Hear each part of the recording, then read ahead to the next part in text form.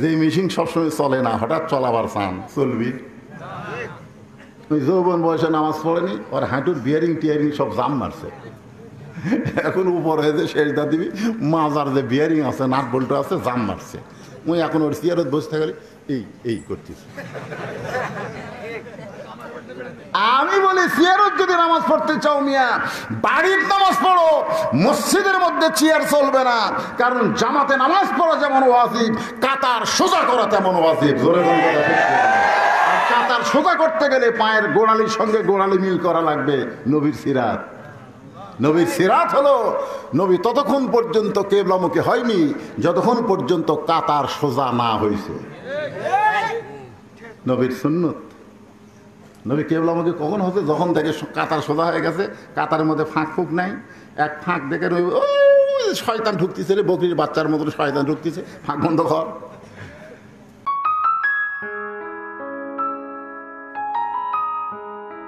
আপনাদের মাঝে মাঝে যে সমস্ত আলিম ওলামা বসে আছেন, মঞ্চে উপবিষ্ট আছেন, 2 দিন ব্যাপী যারা কন্টিনিউ আপনাদের সামনে কোরআন হাদিসের আলোকে অত্যন্ত গুরুত্বপূর্ণ আলোচনা করে শোনালেন, আলিম ওলামা সহ আজকের মাহফিলের বক্তাগণকে অন্তরের অন্তঃস্থল থেকে আমি শুভেচ্ছা জ্ঞাপন করছি। আজকের এই মাহফিলে আমার সামনে যারা বসে আছেন, ছোট্ট জায়গা, খুব চাপাচাপি করে যেনারা বসেছেন, আল্লাহ যেনাদেরকে কবুল করেছেন। আমাকে একজন বলল, হুজুর আমরা বেশি প্রচার করিনি জায়গার সংকটের ভয়ে, তারপরেও অল্প জায়গার মধ্যে অনেক মানুষ আপনারা এসেছেন। যারা আমার সামনে বসে আছেন, আমি আমার অন্তরের অন্তঃস্থল থেকে আপনাদের সবাইকে শুভেচ্ছা জ্ঞাপন করছি। সম্মানিত মা বোনেরা, যিনারা পর্দার অন্তরালে বসে আলোচনা শুনতেছেন, আমি তাদেরকেও শ্রদ্ধা জ্ঞাপন করছি। এই মুহূর্তে জানতে চাচ্ছি আপনারা সকলে কেমন আছেন? জি আলহামদুলিল্লাহ রাব্বিল আলামিন।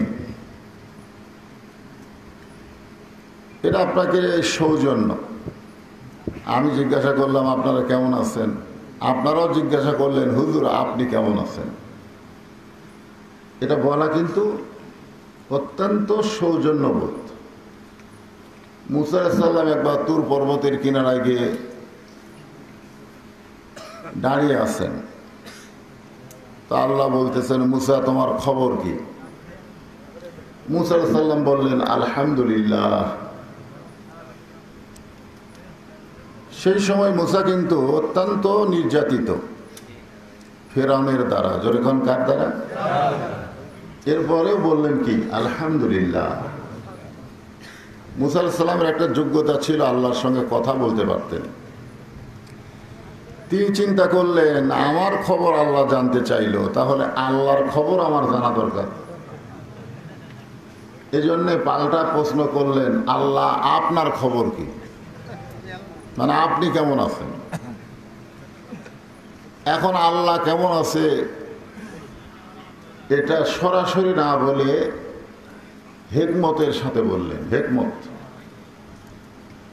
আল্লাহ বললেন আমি কেমন আছি যদি জানবার চাও তাহলে ফেরাউনের কাছে যাও। কোরআনে আল্লাহ বলেছেন ইযহাব ইলা ফিরাউন ইন্নাহু তাগা। আমি আল্লাহ কেমন আছি যদি জানবার চাও তাহলে ফেরাউনের কাছে যাও। আমার আল্লাহই তো ফেরাউন দখল করে বসে আছে। তগা শব্দের অর্থ হলো সীমা লঙ্ঘনকারী। 5 বছরের জায়গায় কেউ যদি 40 বছর থাকবার চায়, এটাই হলো সীমা লঙ্ঘন।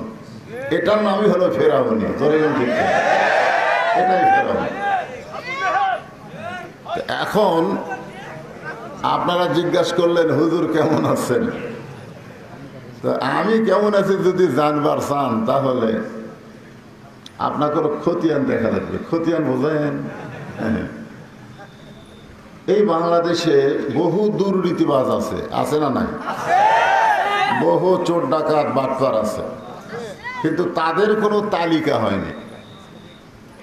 বাংলাদেশে তালিকা হয়েছে আলেমদের, যেরকম কাদের এই 116 জন আলেমের তালিকার মধ্যে আমার নাম 18 নম্বরে আছে। এখন আমি কেমন আছি আপনারাই ভালো জানেন। তো যে আল্লাহ দয়া করে রহম করে আজকের এই সিরাত মাহফিলে আপনাদেরকে শারীরিক সুস্থতা সহকারে আসবার বসবার অত্যন্ত গুরুত্বপূর্ণ আলোচনা হচ্ছিল শুনবার তৌফিক দিয়েছেন, আমরা সে আল্লাহর উপরে খুশি না বেজার? তাহলে জবান খুলে সমস্বরে সকলে বলবো রব্বানা লাকাল হামদ হামদান কাসীরান তাইয়িবান মুবারাকান ফীহি। আমরা প্রশংসা কার করলাম? আল্লাহ। এমন একজন আল্লাহ আমরা পাইছি যে আল্লাহ ভাগ্য গুণে আমাদেরকে মুসলমানের ঘরে কবুল করছে। যদি আমরা হিন্দুর ঘরে, বৌদ্ধর ঘরে, খ্রিস্টানের ঘরে জন্ম নিতাম তাহলে আমরা কিন্তু আল্লাহ পেতাম না, আমরা ভগবান পেতাম, গড পেতাম, ঈশ্বর পেতাম, ঠিক কিনা বলেন? কিন্তু ভগবানের কিন্তু ভগবতী আছে, ঈশ্বরের কিন্তু ঈশ্বরী আছে, গডের কিন্তু গডেস আছে, কিন্তু আল্লাহর লা ইলাহা ইল্লাল্লাহ, লাম ইয়ালিদ ওয়া লাম ইউলাদ। এমন একজন আল্লাহ পেয়েছি যে আল্লাহর কেউ নাই। তবে আল্লাহ বলেছেন আমার কেউ নাই, এটা বললেও ভুল হবে, আমার বান্দা আছে, যে বান্দার জন্য আমি আল্লাহ খুশি হয়ে ঘোষণা করলাম ফাদখুলি ফি ইবাদি ওয়াদখুলি জান্নাতি। খুশি না বেজার? আমাদের ভাগ্য এত ভালো যে আমরা বিশ্ব নবীর উম্মত হলাম।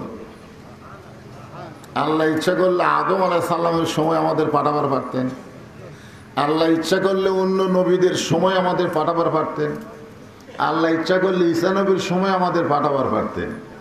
কিন্তু ওই সকল নবীদের সময় আমাদেরকে না পাঠায়া এমন একজন নবীর উম্মত করে আমাদেরকে প্রেরণ করলেন, যেই নবীর সিরাত মাহফিল, সুবহানাল্লাহ বলেন, যে নবী ঘোষণা করেছেন যে আমার একজন উম্মত, আমার একজন উম্মত, সব উম্মত না, সমস্ত উম্মতের মধ্যে একজন উম্মত যতক্ষণ জান্নাতে না ঢুকবে আমি রাসূল ততক্ষণ জান্নাতে ঢুকবো না। এই জন্য আমাদের একজন গায়ক বলেছে যে আমাদের কোনো টেনশন নাই, যেরকম কি নাই, গানে গানে কইছে, আছেন আমার মুক্তার, আছেন আমার বারিস্টার, সেজ বিচারের হাইকোর্টেতে তিনি আমায় করবেন পার, আমি পাপী তিনি জামিনদার। শেষ বিচার মানে বুঝতেছেন আপনারা? বাংলাদেশের জজ court, high court, supreme court. Supreme কোর্টে গেলে এটাই শেষ, কিন্তু এরপরেও যখন পক্ষে বিচার আসে না তখন সে কি বলে, তোর বিচার আল্লাহ করবি রে। এরকম কথা ঠিক ছিল। কারণ বর্তমান আমাদের বাংলাদেশে যেগুলো বিচার হচ্ছে এগুলো একটাও বিচার না, এগুলো বিচারের নামে অবিচার। বর্তমানে দেখবেন জালেমগুলো জামিন পায়, আলেমগুলোর জামিন নাই। ধরে এই বাংলাদেশের বিচারকে আমি বিচার মনে করি না, এগুলো বিচারের নামে প্রহসন। তবে শেষ বিচার আছে, আছে না নাই? সেই দিন আল্লাহ হাকিম হবেন, আমাদেরকে আসামি বানায় দিবেন। ওই সময় আমাদের নবী উকিল হয়ে, ব্যারিস্টার হয়ে আল্লাহর কাছে ওকালতি করে আমাদেরকে জামিন করে সুপারিশ করে জান্নাতে নিয়ে যাবে। আপনারা বলেন তো ভাগ্য ভালো না খারাপ? আমরা যত পাপী হয়ে মরি না কেন, যদি খালি ঈমান নিয়ে কবরে যাবার পারি আমাদের কোনোই টেনশন নেই। আমাকে নবী আছে, দরিকান কে আছে? হ্যাঁ, আমরা সেই নবীর উম্মত সেই নবীর সিরাত মাহফিলে এতক্ষণ আমার ছোট ভাই নবীর মিলাদ নিয়ে আলোচনা করলেন। মিলাদ মানে নবীর জন্ম নিয়ে, নবীকে নিয়ে আলোচনা 1-2 রাত না। আপনাকে এলাকার একজন প্রসিদ্ধ বক্তা ছিল, উনি দুনিয়া থেকে বিদায় হয়ে গেছেন। আল্লাহ ওনাকে জান্নাতুল ফেরদাউস নসিব করুন। জোরে বলেন আমিন। নাম হলো মাওলানা হাশিম সাহেব। নাম শুনছেন আপনারা? উনি রাজশাহীর পুটিয়া ধোপাপাড়ায় একটা মাহফিল চালু করে দিয়েছেন, 5 দিন ব্যাপী সিরাত মাহফিল। উনি যেখানেই করতেন সেখানে 3 দিন 5 দিন সিরাত মাহফিল, মানে নবীর কথা ওই 2-1 ঘন্টায় কি কইল, খালি আমিনার ঘর থেকে বাড়ালো এ পর্যন্ত কইতি 1 ঘন্টা শেষ। ঠিক কিনা বলেন? তো আমার ছোট ভাই কিন্তু সিরাত নিয়ে আলোচনা করেনি, মিলাদ নিয়ে করেছে। মিলাদ মানে জন্ম বৃত্তান্ত। আপনারা বলেন তো, নবী জন্ম নেওয়ার সাথে সাথে সবচাইতে বেশি খুশি কে হয়েছিল দুনিয়ার মানুষের মধ্যে? সবচাইতে বেশি খুশি হয়েছে আবু লাহাব। আবু লাহাব নবীর চাচা। যখন দাসী গিয়ে বলল যে আব্দুল্লাহর ঘরে ফুটফুটে একটা সন্তান জন্ম নিয়েছে, সঙ্গে সঙ্গে আবু লাহাব এভাবে আঙ্গুল ইশারা করে বললেন, এই সুসংবাদ দেওয়ার কারণে তোকে আমি আজাদ করে দিলাম, তোকে আমি মুক্ত করে দিলাম, তোকে আর দাসীগিরি করা লাগবে না। আব্দুল্লাহ ইবনে আব্বাস মানে হযরত আব্বাস রাদিয়াল্লাহু তাআলা আনহু রাসূলের আরেক চাচা, তিনি মুসলমান। তিনি একদিন স্বপ্নে দেখলেন আবু লাহাব জাহান্নামে, খুব কষ্ট পাচ্ছে। তা আব্বাস বললেন, ভাই জাহান্নামে কেমন কষ্ট হচ্ছে? হায় হায়, জাহান্নামের কষ্টের কোনো বর্ণনা আছে? কিন্তু সোমবার দিন আমার কষ্ট হয় না। সোমবার দিন কেন হয় না? কারণ সোমবার দিন যে আমি দাসীকে মুক্ত করেছিলাম নবীর জন্মের খবর শুনে, আমার এই আঙ্গুল আমি মুখের মধ্যে দিলে জান্নাতের দুধ দিয়ে আমার পেট ভরে যায়। এই 6টা দিন যে জাহান্নামের আগুনে ফুটছি, এই সোমবার আসলে আমি সব কষ্ট ভুলে যাই। তাহলে চিন্তা করেন নবীর মিলাদের দাম আছে না নাই? দেখছেন? কিন্তু নবীর সিরাতকে আবু লাহাব গ্রহণ করেনি। মিলাদকে করছে কিন্তু সিরাতকে করেনি। আবু জেহেল কিন্তু নবীর মিলাদকে গ্রহণ করছে। নবীর জন্মগ্রহণ করার পরে নবীকে একসময় একটা পাহাড়ের উপরে দাঁড় করায় হাজার হাজার লোকের সামনে বললেন, মক্কার লোকেরা তোমরা ভালো মানুষ দেখেছ? দেখনি, সব তো দেখতেছ হামাকের মতন, সব তো দেখতেছ আমাদের মতো ভুয়া ভুয়া। আজকে তোমাদেরকে এমন একজন যুবককে দেখাবো, আজ থেকে তার নাম হবে আল আমিন। আবু জেহেল কাট্টা কাফের, নবীর মিলাদকে স্বীকার করে নবীকে আল আমিন ডিগ্রি দিছে। জোরে কোন কথা ঠিক কিনা? কিন্তু নবীর সিরাতকে মানেনি। মারাত্মক কথা, ঠিক কিনা বলেন? আবু তালেব আল্লাহর নবীকে লালন পালন করেছেন। যেই নবীর শিশুকালে মা মারা গেল, গর্ভে থাকতে বাবা দুনিয়া থেকে বিদায় হয়ে গেল, আল্লাহ রাসূল বলেছেন, আমার বাবা নাই, আমি এতিম, এ কথা আমি মানতে পারি না। কারণ আমার চাচা আবু তালেব আমাকে এত দয়া করেছে, বাবা নাই এই কষ্ট আমি কোনোদিন বুঝতে পারিনি। এত আদর সোহাগ করছে, নবীর মিলাদকে মানছে কিন্তু নবীর সিরাতকে মানেনি। যার কারণে আবু তালেবও জাহান্নামী। জোরে কোন কথা ঠিক কিনা? তো এখন ব্যাপারটা হলো, আল্লাহর নবীর মিলাদ নিয়ে আমাদের কোনো দ্বন্দ্ব নাই। বাংলাদেশে যেখানেই মিলাদ নিয়ে আওয়াজ করবেন, যাবার তো পারেনি হালিমার কাছে, যাবার পারছে? হালিমার কাছে যাবার পারে নাই, খাদিজার কাছে যাবার পারে নাই। খাদিজা কি দেখে 40 বছর একটা বিধবা, মক্কার সবচাইতে ধনবতী রমণী এতিম নবীকে বিয়ে করলেন, সে কথা বলতেই পারেনি। ওটাও কিন্তু মিলাদ। তারপরে হালিমাতুস সাদিয়া নবীকে লালন পালন করেছে, দুধ মাতা হালিমাতুস সাদিয়া। ওখানে কিন্তু করুণ করুণ কিছু ঘটনা আছে যে কথাও বলতে পারেনি। এ কথা আমি সারা রাত যদি বলি আপনাদের ভালো লাগবে। আপনি যে দলই করেন আপনার কাছে খারাপ লাগবে না। কিন্তু যখনই সিরাত সম্পর্কে আলোচনা হব তখন আবু জেহেল মার্কা লোকেরা একটু মন খারাপ করবে। কেন হুজুর কি আবার রাজনীতি শুরু করলো নাকি?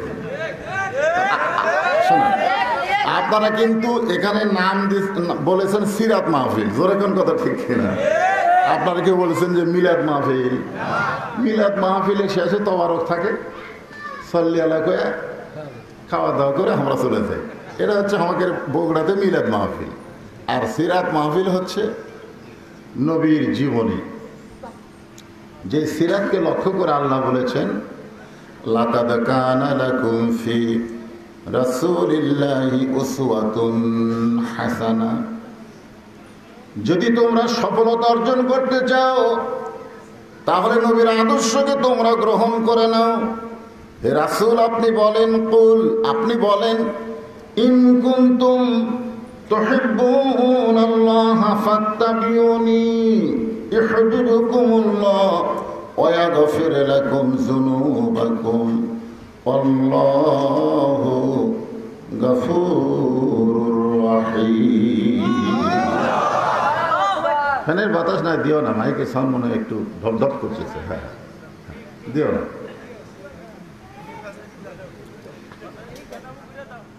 তো এখন আপনাদের কাছে মিলাদ মাহফিলের আলোচনা তো মাশাআল্লাহ হয়েছে।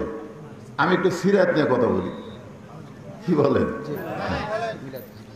হ্যাঁ, সিরাত নিয়ে একটু কথা বলি। সিরাত শুরু হয়েছে নবীর 40 বছর বয়স থেকে। কয় বছর? 39 বছর পর্যন্ত নবীর শত্রু দুনিয়াতে কেউ ছিল না।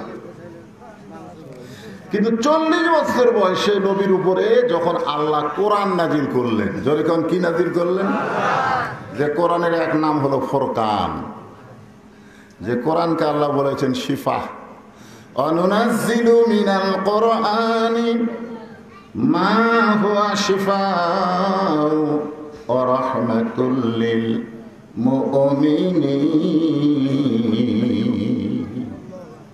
এর বাংলা স্লোগান হচ্ছে, সব সমস্যার সমাধান দিতে পারে আল কোরআন। সুবহানাল্লাহ বলেন না? উম্মাহাতুল মুমিনিন, আমাদের মা আয়েশার কাছে কতিপয় সাহাবী নবী দুনিয়া থেকে বিদায় নেওয়ার পরে এসে বললেন, মা, আমরা নবী সম্পর্কে আপনার কাছে জানতে চাই। মা আয়েশা বললেন, নবী সম্পর্কে জানবে না আমার স্বামী সম্পর্কে শুনবে? সাহাবীরা বললেন, মা, আপনার নবী সম্পর্কে, আমাদের নবী সম্পর্কে আমরা জানতে চাই। মা আয়েশা বললেন, তোমরা কি কোরআন পড়ো না? বলে, হ্যাঁ, আমরা কোরআন পড়ি। মা আয়েশা বললেন, আল্লাহর কোরআন যেমন অবিকল, আল্লাহর নবী হলেন তেমন। তাহলে সিরাতের ওয়াজ করতে গেলে কোরআনেরই কথা বলতে হবে। জয়গণ কথা ঠিক কিনা? আল্লাহ রাসূলের উপরে যখন কোরআন নাজিল হয়েছিল, এই কোরআন শোনার দিক দিয়ে, শোনা, এই ছেলেরাই ছোট মানুষ তো, বুঝুক বা না বুঝুক, সামনে কাতারে বইছে, থাক, কথা বলবে না। শোনা, শোনা, কোরআন শোনার দিক দিয়ে 1 নম্বর ছিল আবু জেহেল। আপনারা তো বসে শুনতেছেন, আবু জেহেলের ভাগ্যে বসে থাকা শোনার সুযোগ হয়নি, দাঁড়ায়া শুনছে। সারা রাত চুপি চুপি কোরআন শরীফ শুনে সকালবেলা মিটিংয়ের মধ্যে গিয়ে বলতেছে, এত সুন্দর কোরআনের বাণী, রাতটা কোন দিক দিয়ে গেল আমি বুঝবারই পারিনি। দেখছেন? সুবহানাল্লাহ কন না কেন? কোরআনের পক্ষে, কোরআন শোনার পক্ষে এত সুন্দর সার্টিফিকেট আবু জেহেল দিছে। কিন্তু আল্লাহ কিন্তু বলেছে, সামিনা ও তাআনা, খালি শুনলে হবে না। কথাটা বুঝলেন? তো মিটিং এর মধ্যে গিয়ে বলতেছে, এত সুন্দর কোরআনের বাণী, রাতটা কোন দিক দিয়ে গেল আমি বুঝবারই পারিনি। তা আবু সুফিয়ান বলতেছে, নেতা, যেই কোরআন শুনতে এত ভালো লাগে, সেই কোরআন গ্রহণ করলে অসুবিধা কি? শুনতেই যখন ভালো লাগে, তাহলে সেইটা গ্রহণ করলে অসুবিধা কি? আবু জেহেল বলতেছে এই কথা জোরে বলা যাবে না, তোর কানটা আমার মুখের কাছে দে। তো কানটা যখন মুখের কাছে দিছে তখন ফিসফিস করে বলতেছে, এই কোরআন অনুযায়ী যদি আমরা চলতে চাই তাহলে আমার মতো মানুষের ভুয়া নেতৃত্ব চলবে না, আসল নেতা হয়ে যাবে আব্দুল্লাহর এতিম পোলা। আবু জেহেল কিন্তু ঘোষণা করলো আমার মতন ভুয়া নেতা। তোর এখন কি নেতা? আজকে আমাদের বাংলাদেশে যদি কোরআনের বিজয় হয় তাহলে বর্তমানের ভুয়া নেতার নেতৃত্ব কিন্তু আর থাকবে না। তোর এখন একটা ভুয়া নেতার চান্স নেই। কিন্তু আজকে কোরআনের বিরুদ্ধচারণ তো কোনো আলেম করে না, করে ভুয়া নেতারাই। করে ওয়াজ করতে করতে সাইড মারে। তা আল্লাহ রাসূলের কোরআন এটা দুনিয়াতে শুধু তেলাওয়াতের জন্য আসে নাই। আল্লাহ কোরআনে বললেন, ইন্নামাল মুমিনুনা আল্লাযীনা ইযা যুকিরাল্লাহু ওয়াজিলাত কুলুবুহুম ওয়া ইযা তুলিয়াত আলাইহিম আয়াতুহু যাদাতুহুম ঈমানা ওয়া আলা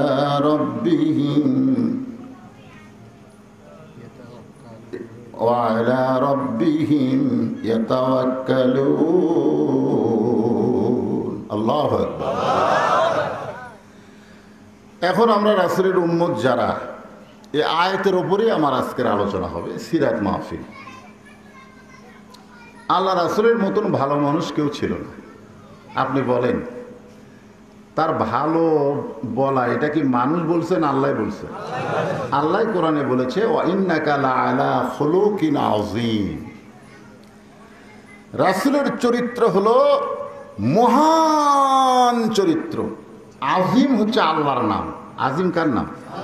চরিত্রের মধ্যে সে আজিম শব্দটা আল্লাহ উল্লেখ করে বললেন, মহান চরিত্রের অধিকারী হচ্ছেন আমাদের নবী। বলে কোন সেই মানুষটার শত্রু কেন হলেন? শত্রু হওয়ার পিছনে কারণ কি? আল্লাহ রাসূল কোরআন নিয়ে আছেন ঘরে,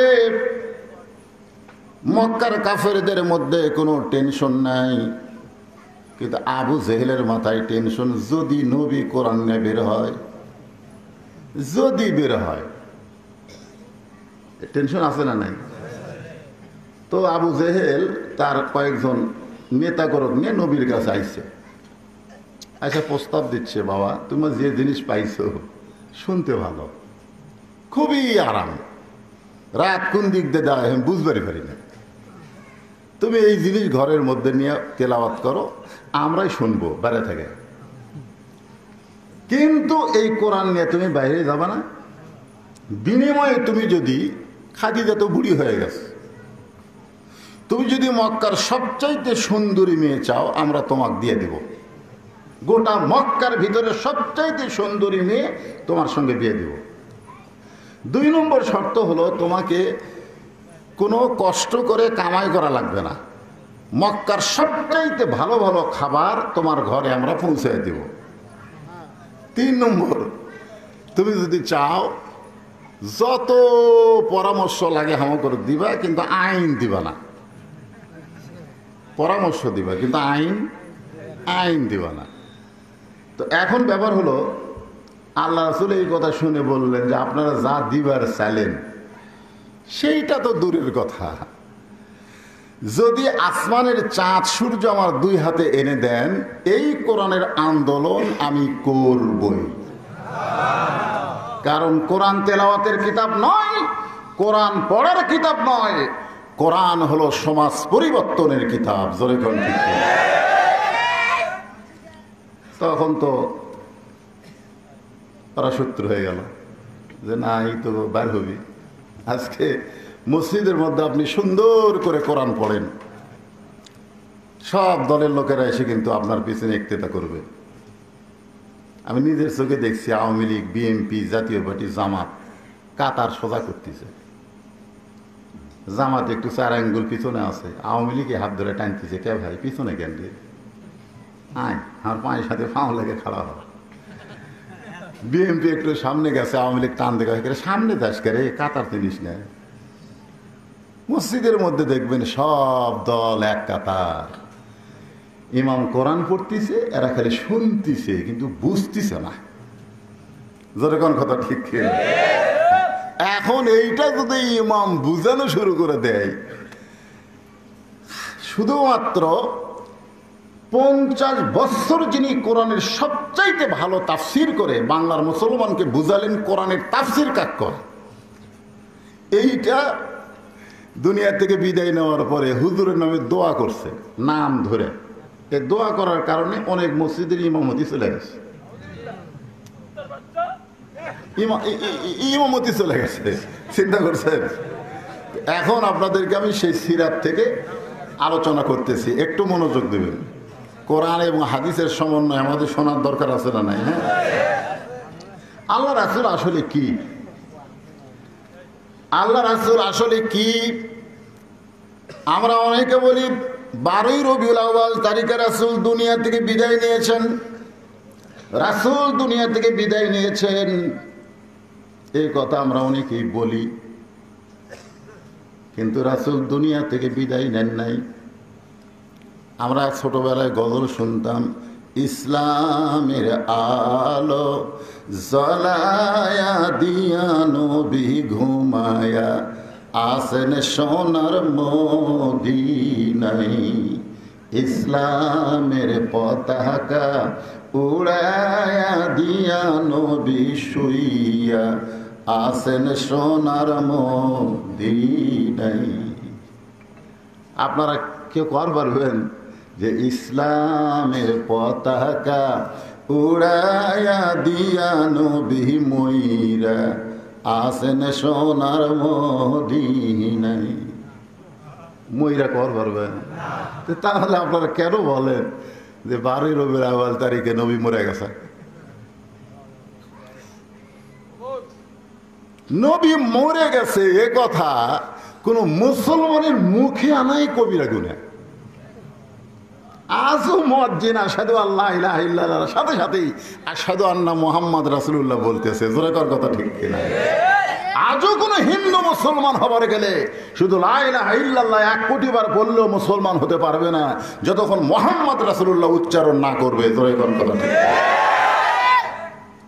তাহলে মরে গেছে ইমাম মালিক টুপিওয়ালা দাড়িওয়ালা জুব্বাওয়ালা মানুষকে দেখলে হাত ধরে বাড়ি নিয়ে যেতেন, বলতেন আজকে আপনি আমার মেহমান। বলে হুজুর আমি একটা সাধারণ মানুষ, আর আপনি এত বড় একজন আলিম হয়ে আমার মতো মানুষকে মেহমান করলেন কেন? বলে তোমার ভিতরে আমি রাসূলকে দেখতেছি। আমি তোমাকে মেহমান করার কারণ হলো তোমার চেহারার মধ্যে আমার রাসূল, তোমার মাথার টুপির মধ্যে আমার রাসূল, তোমার পোশাকের মধ্যে আমার রাসূল। আমার বিশ্বাস যার মাথায় টুপি মুখে দাঁড়িয়ে পরনে জুব্বা তার কলিজার ভিতরেও আল্লাহ রাসূল। জোরে কর কথা। এই গল্প রাসূল মরে গেছে, রাসূল মরে গেছে। খালি আবু বকর বলেছিল রাসূল বিদায় হচ্ছে, রাসূলকে দাফন করা লাগবে। এটা কে বলেছিল? আবু বকর সিদ্দিক রাদিয়াল্লাহু বলছে রাসূল বিদায় নিছে, রাসূলকে দাফন করা লাগবে। সাথে সাথে উমর ফারুক বলে কেউ যদি বলে রাসূল বিদায় নিছে তার দেহ থাকবে কিন্তু মাথা থাকবে না। ওমর ফারুক বলতেছে দেহ থাকবে কিন্তু মাথা আউট। দেখেন নবী যখন দুনিয়াতে ছিল তখন কিন্তু ওমর ফারুক আবু বকর দুইজন এক মত। ধরে কোন কয় মত? এক মত। আবু বকর যখন আয়েশাকে বিয়ে দিল নবীর সাথে, ওমর ফারুক বললেন ভাই আলী জামাই হলো, ওসমান জামাই হলো, তুমি শ্বশুর হলে। আমার ভাগ্য এত খারাপ, আমি কিছুই হবার পারলাম না। তা আবু বকর কয়ে তোর মেয়ে নাই, তোর মেয়ে হাফসাকে নবীর সাথে বিয়ে দে, তাহলে তুইও শ্বশুর হ। দেখছেন কি মিল? দুইজনই নবীর শ্বশুর। জোরে কোন সুবহানাল্লাহ।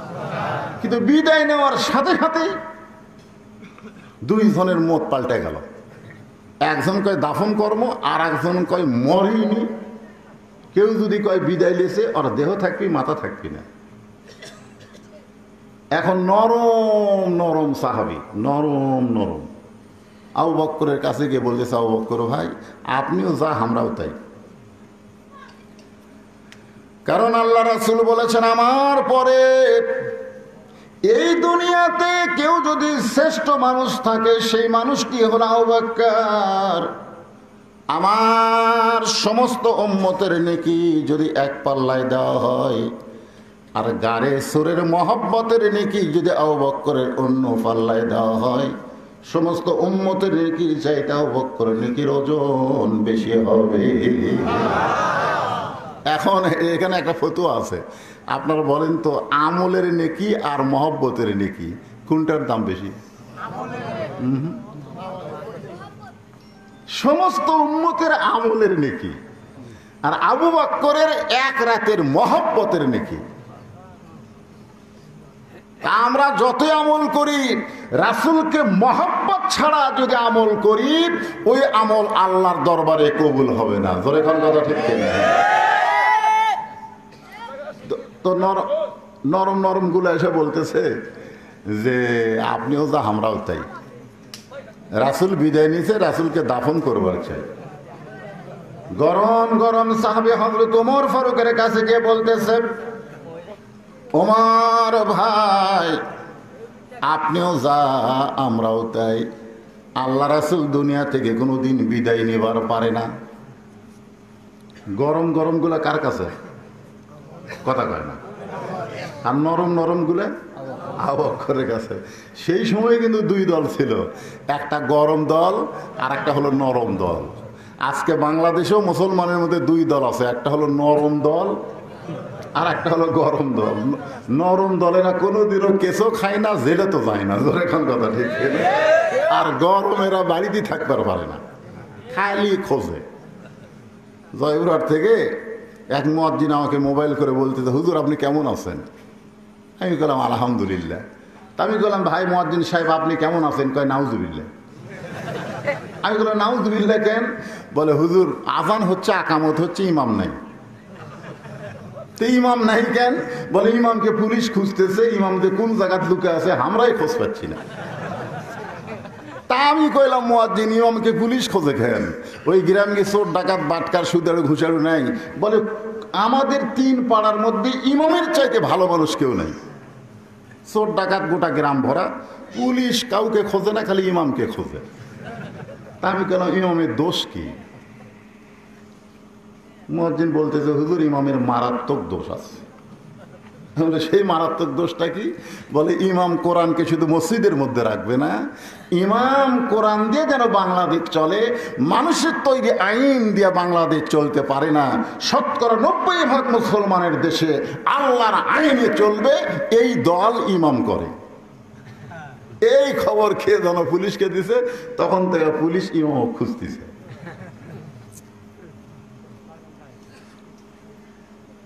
দুই দল হয়ে গেছে, একটা হলো নরম দল, একটা হলো গরম দল। এমন সময় আবু যর গিফারি রাদিয়াল্লাহু তাআলা আনহু বললেন,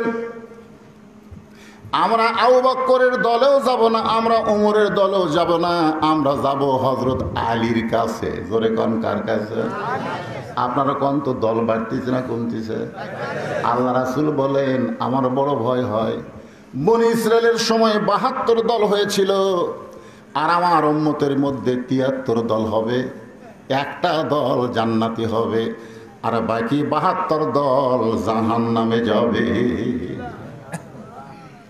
73 দল হবে। জোরে কোন কত দল হবে?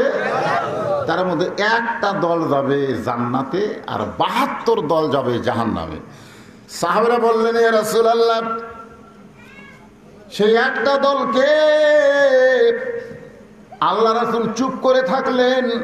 এমন সময় আল্লাহ তাআলা কোরআনের আয়াত নাজিল করলেন, কুনতুম খায়রা উম্মাতিন উখরিজাত লিন-নাসি তা'মুরুনা বিল মা'রুফি ওয়া তানহাউনা আনিল মুনকার। আল্লাহু আকবার, আল্লাহু আকবার। এখন আপনারা আজকে সিরাত মাহফিলে চিন্তা করবেন যে আমরা 72-এর মধ্যে আছি না জান্নাতি দলের মধ্যে আছি। একটু চিন্তা করার দরকার আছে না নাই? একটু চিন্তা করবেন, কষ্ট করে ঘরের মধ্যে বসে আছেন, আর একটু চিন্তা করবেন না। 11 সালে একজন নেতা আমার সঙ্গে হজ করতেছে, কাবা ঘরের চত্বরের মধ্যে গিয়ে বলতেছে লব্বাইক। যারা হাজি আছেন তারা সবাই জানেন, আল্লাহুম্মা লাব্বাইক লাব্বাইক লা শারিকা লাকা লাব্বাইক ইন্নাল হামদা ওয়ান নি'মাতা লাকা ওয়াল মুলক লা শারিকা লাক। তা আমি হাজী সাহেবের হাত ধরে বললাম, ভাই আমি গোটা তালবিয়ার অর্থ শুনবার চাই রে, খালি শেষে যেটা করলেন লাকা ওয়াল মুলক লা শারিকা লাক, এর বাংলা কি? তো হুজুর আপনারাও কন, শুনে শুনে আমরাও কই, আর তোর বাংলা জানি না। এই জন্য বাংলাদেশে আরবিতে গোয়ার দোয়া করে আরাম আছে না নেই?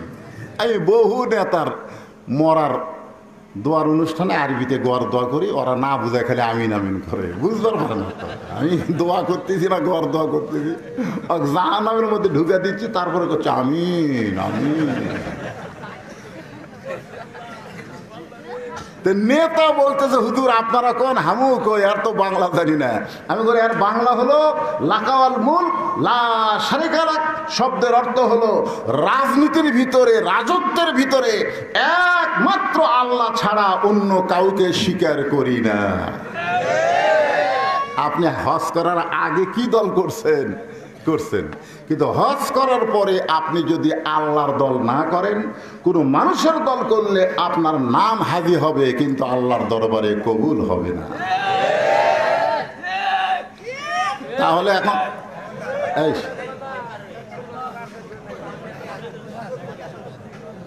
মাথার সমস্যা নাই, ওটা হচ্ছে বালুল পাগলের মতন, বলবেন না?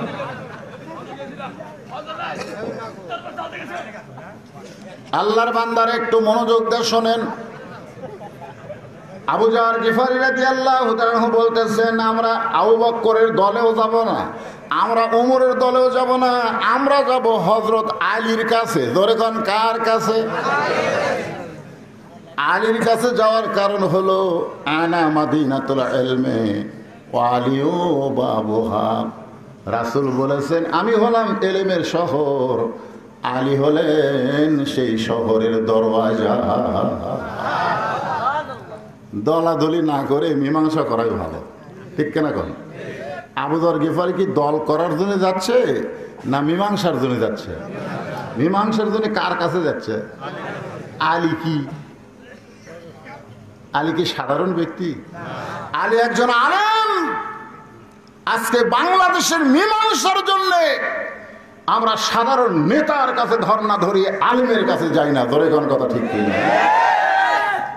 বহু তালাক দিয়েছে 3টা, চেয়ারম্যান 2 থাপ্পড় দিয়ে কয় আর জন তালাক দিস না। এমন সময় আমি যাচ্ছি, আমাকে হুজুর একটু দোয়া করেন। কিসের দোয়া ভাই? কয় আমরা কাম করছি হুজুর, আপনি খালি দোয়া করেন। বলে কি কাম করছেন? বলে এই ছেলে রাগ করে বউ 3 তালাক দিছে, আমরা 2 থাপ্পড় দিয়ে বউর হাতত দিছি। তা আমি কইলাম ভাই এটা তো ইসলামে জায়েজ নাই, আমি দোয়া করতে পারবো না। তখন বলে হুজুর তাহলে আপনি যান, এই মেম্বার এই তুই দোয়া কর। তাই আমি ফট করে চেয়ারে বসলাম। মেম্বার আর দোয়া করার সাহস পায় না। আমি বললাম মেম্বার সাহেব দোয়া করেন। কয় হুজুর আমরা দোয়া করতে পারি, কিন্তু আলেম থাকলে পারি না।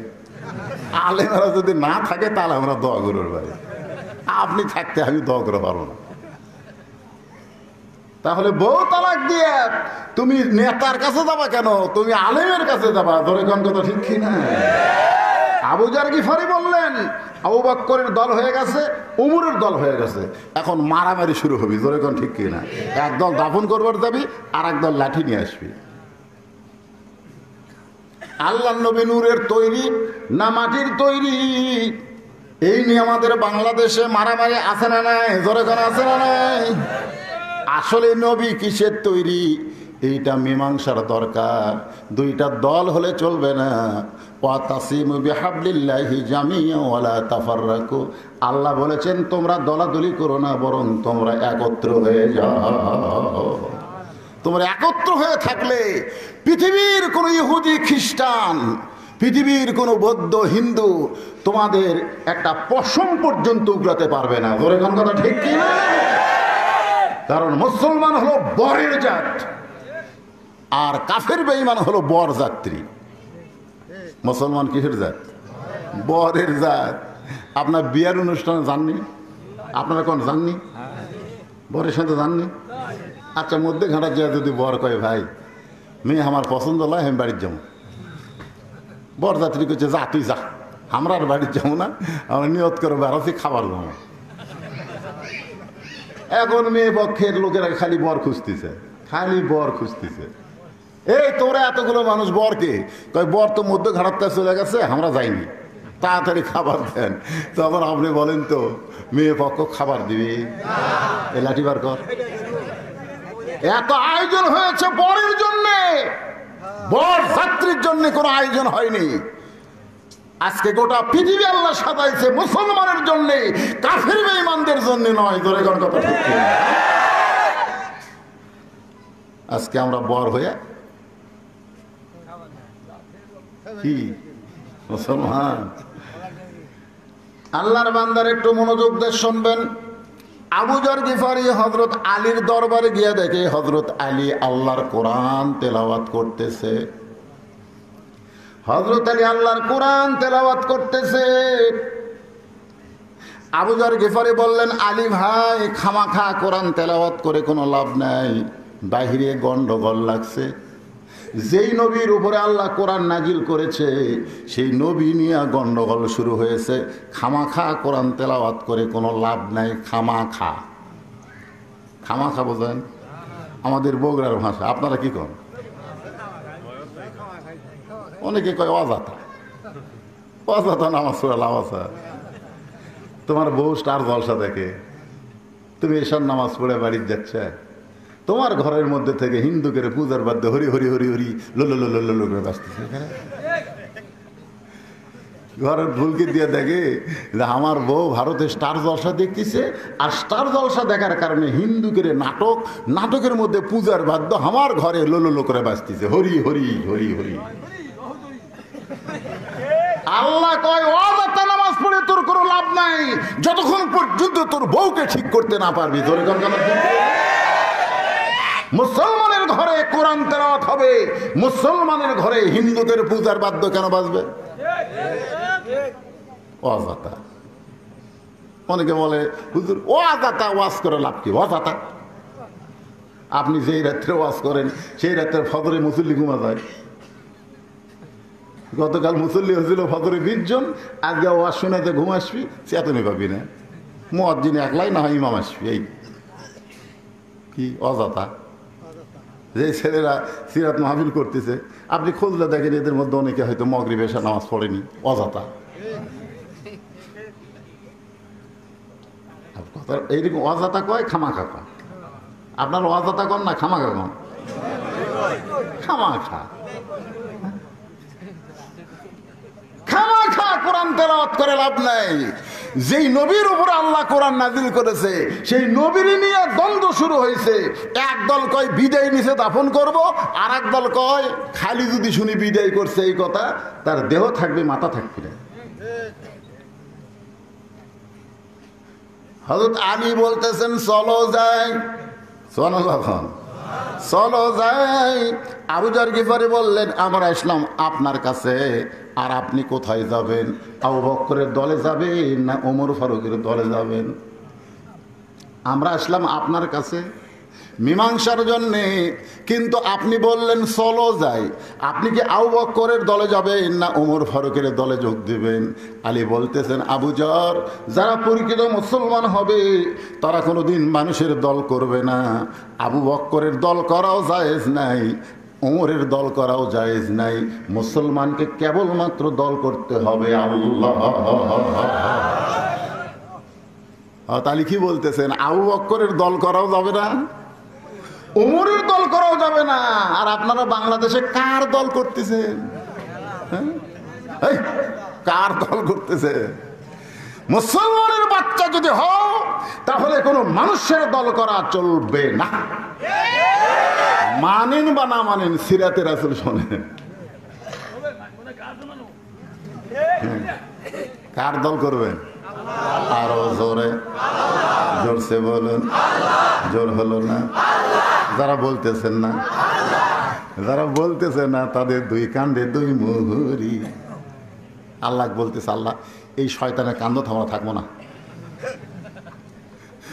হুজুর বলতেছে কার দল করবে? আর আল্লাহর দল, তোমার দল কয় নাই। আর কান্দর থেকে আমরা লেখমো কি তো পুরিয়া শয়তান হয়ে গেছে।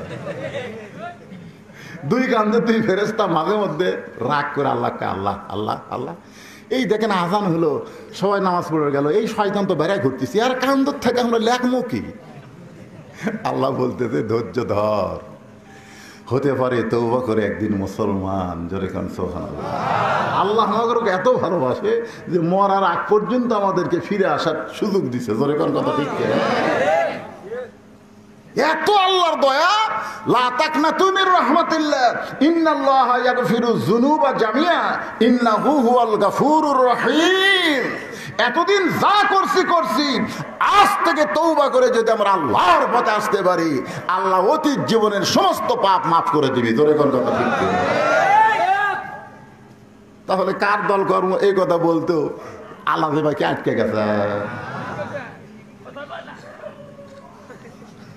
কি মন খারাপ করতেছে? সামনে আসছে শুভ দিন, চিন্তা ভাবনা করে নিন, সময় কিন্তু আর বেশি বাকি নাই। হ্যাঁ, আল্লাহর বান্দার একটু জবান করে বলতে হবে। আবু যর গিফারি বললেন, আলী ভাই তাহলে আপনি আমাদেরকে কোথায় নিয়ে যাবেন? আবু বকরের দলেও যোগ দিবেন না, উমরের দলেও যোগ দিবেন না, তাহলে আপনি আমাদের কোথায় নিয়ে যাবেন? আলী বলতেছেন, তোমাদেরকে এমন একটা জায়গায় নিয়ে যাব যে জায়গায় গেলে মীমাংসা হবে। আপনারা বলেন তো মীমাংসার দরকার আছে না নাই? আবু যর গিফারি বললেন, আমাদের কোনো আপত্তি নেই, যে জায়গায় গেলে মীমাংসা হবে আমরা সেই জায়গায় যেতে চাই। আজকে সিরাতে রাসূল মাহফিলে আপনারা বলেন আলী সমস্ত সাহাবীদেরকে নিয়ে যে জায়গায় যাচ্ছে সেই জায়গায় কি আপনারা যাবেন? যেখানে গেলে মীমাংসা হবে। জোরে কোন কি হবে? বাংলাদেশে মীমাংসার জায়গার নাম হলো মসজিদ। মীমাংসার জায়গার নাম হলো মসজিদ। নামাজ শুরু করছে, নামাজের আগে তো খেয়াল করে, কিন্তু যেই নামাজ শুরু করছে ইতিমধ্যে দুইজন দুই ধারের ডান আছে। ডান পাশে যে ডান আছে তাই হলো সুদারু, আর বাম পাশে যে ডান আছে সে হলো ঘুষাড়ু। ওই এখন এরকম আল্লাহু আকবরকে হাত বান্ধিছে, এখন আর হাত খোলা যাবে? এই কতক্ষণ হাত খোলা যাবে? হাত খোলা যাবে না তো, কারণ আল্লাহু আকবার কান ধরে এরকম আসামি হয়ে গেছি আল্লাহর কাছে। জোরে কোন কথা ঠিক কিনা? আসামি কোনোদিন বসা থাকে না দাঁড়ায় থাকে। এই জন্য আল্লাহ বলেছেন কুম, কুম মানে কি দাঁড়াও, লিল্লাহি আল্লাহর জন্য কনিতির আনুগত্য নিয়ে। এখন কতকগুলা সারাদিন ঘরে 10 কেজি ব্যাগলিয়া বাজার করে আর মসজিদে যায় সিয়ারত বসে। জোরে কোন কথা ঠিক? সারা জীবন শয়তানি করে বুড়া বয়সে আল্লাহ ধরতে কেন? যে মেশিন সবসময় চলে না, হঠাৎ চলাবার চান চলবি। ওই যৌবন বয়সে নামাজ পড়েনি, ওর হাঁটুর বিয়ারিং টিয়ারিং সব জাম মারছে। এখন উপরে যে সেজদা দিবি, মাজার যে বিয়ারিং আছে নাট বল্টু আছে জাম মারছে। ওই এখন ওর সিয়ারত বসে থাকলে এই করতেছে। আমি বলি চেয়ারত যদি নামাজ পড়তে চাও মিয়া, বাড়ির নামাজ পড়ো, মসজিদের মধ্যে চেয়ার চলবে না। কারণ জামাতে নামাজ পড়া যেমন ওয়াজিব, কাতার সোজা করা তেমন ওয়াজিব। জোরে বলুন কথা ঠিক। আর কাতার সোজা করতে গেলে পায়ের গোড়ালির সঙ্গে গোড়ালি মিল করা লাগবে। নবীর সিরাত, নবীর সিরাত হলো নবী ততক্ষণ পর্যন্ত কিবলামুখী হয়নি যতক্ষণ পর্যন্ত কাতার সোজা না হয়েছে। নবীর সুন্নত। নবী কিবলামুখী কখন হচ্ছে? যখন থেকে কাতার সোজা হয়ে গেছে, কাতারের মধ্যে ফাঁক ফুঁক নাই, এক ফাঁক দেখে শয়তান ঢুকতেছে রে, বকরির বাচ্চার মতো শয়তান ঢুকতেছে, ফাঁক বন্ধ কর।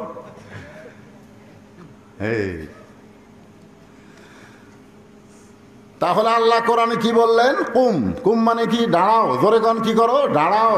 লিল্লাহি কানিতিন, আল্লাহর আনুগত্য নিয়ে ওই দাঁড়াইছে, আনুগত্য নিয়ে হাত বান্ধিছে, কিন্তু একটু চোখ টিরা করে দেখে সুদারু ঘুষারু।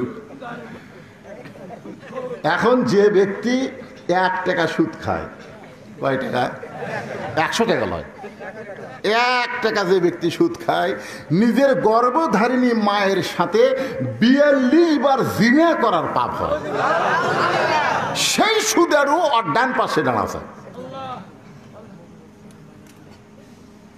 কেবল সালাম ফিরেছে, সালাম ফিরাতেই দুইজনের হাত খপ করে ধরছে। দুইজনে বলতেছে, কে ভাই হাত ধরলি কেন? এই কথাগুলো শোনো, হাত ধরলি কেন? তাহলে ভাই একসঙ্গে কাতারবদ্ধ হয়ে নামাজ পড়লাম ভাই রে, তোমরা আমার ভাই, একসাথে জান্নাত যাবার চাই, এই জন্য হাত ধরছি ভাই, একটু খাড়া হও, কোলাকুলি করি। তো ঘুষা বসে থসে, সুদারু চুলিছে, তুলা কোলাকুলি করতেছে, কোলাকুলি করতে করতে কানে কানে বলতেছে, তুই বলে সুদ খাস, তুই বলে সুদ খাস। ওই তখন খালি নিচের দিকে তাকাচ্ছে, নিচের দিকে তাকায় মনে মনে বলতেছে, এমন জায়গা তুই ধরলু রে, এই ধরা খালি রাস্তার ধরলে তোর আমি চাপা ফাটাতাম, তোর এখন কথা ঠিক কিনা, কিন্তু এমন জায়গাতে আমার ধরলি যেখানে মিথ্যা বলা যাবে না। আমাদের বাংলাদেশে তারা নামাজ পড়ে না, তারাও ঝগড়া লাগলে বলে, বিশ্বাস যদি না করিস মসজিদ ছুঁয়ে কব, সব বিশ্বাস না করিস সব মসজিদ ছ। আমি বললাম, কে রে নামাজ পড়িস না, মসজিদের কি বুঝিস? নামাজ না বললে কি হবে হুজুর, মসজিদ আল্লাহর ঘর, এটা আমরা বিশ্বাস করি।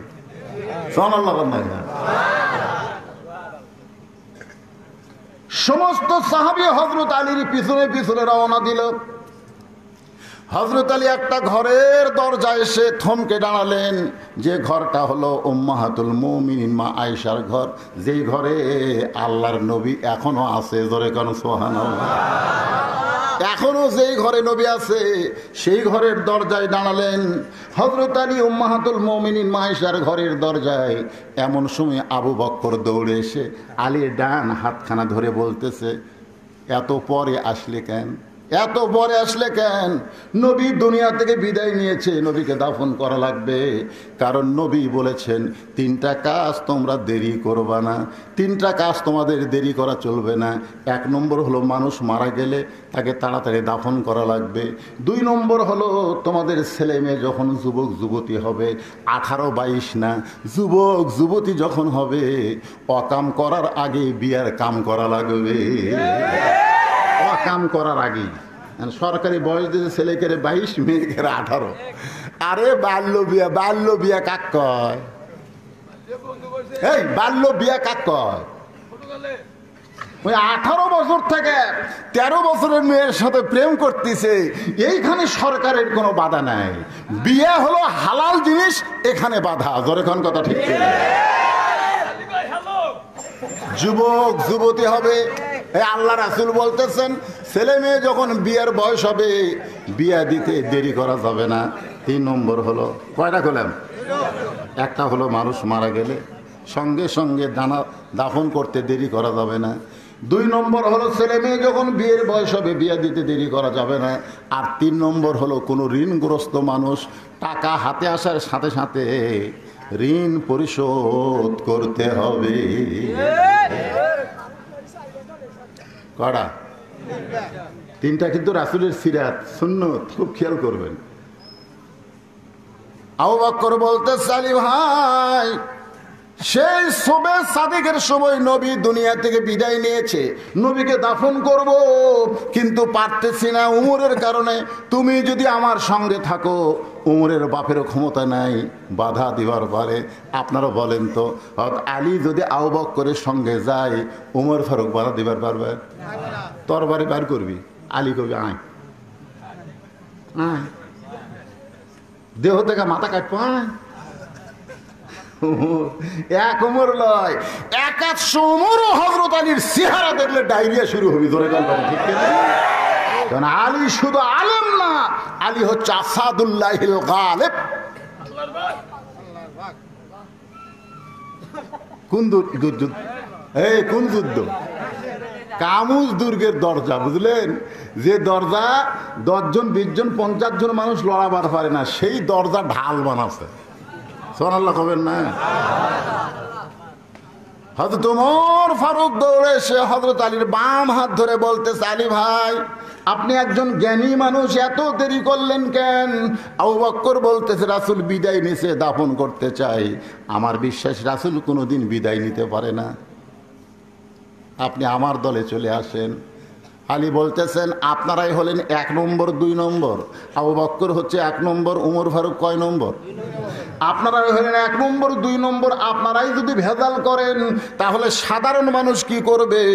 আজকে নবী নূরের তৈরি না মাটির তৈরি এটা 20 বছর আগে সাধারণ মানুষ জানতো না, কিন্তু আলেমরাই ভেজাল শুরু করে দিয়ে সাধারণ মানুষের মন বিগড়ে দিয়েছে। জোরে কোন কথা ঠিক ঠিক?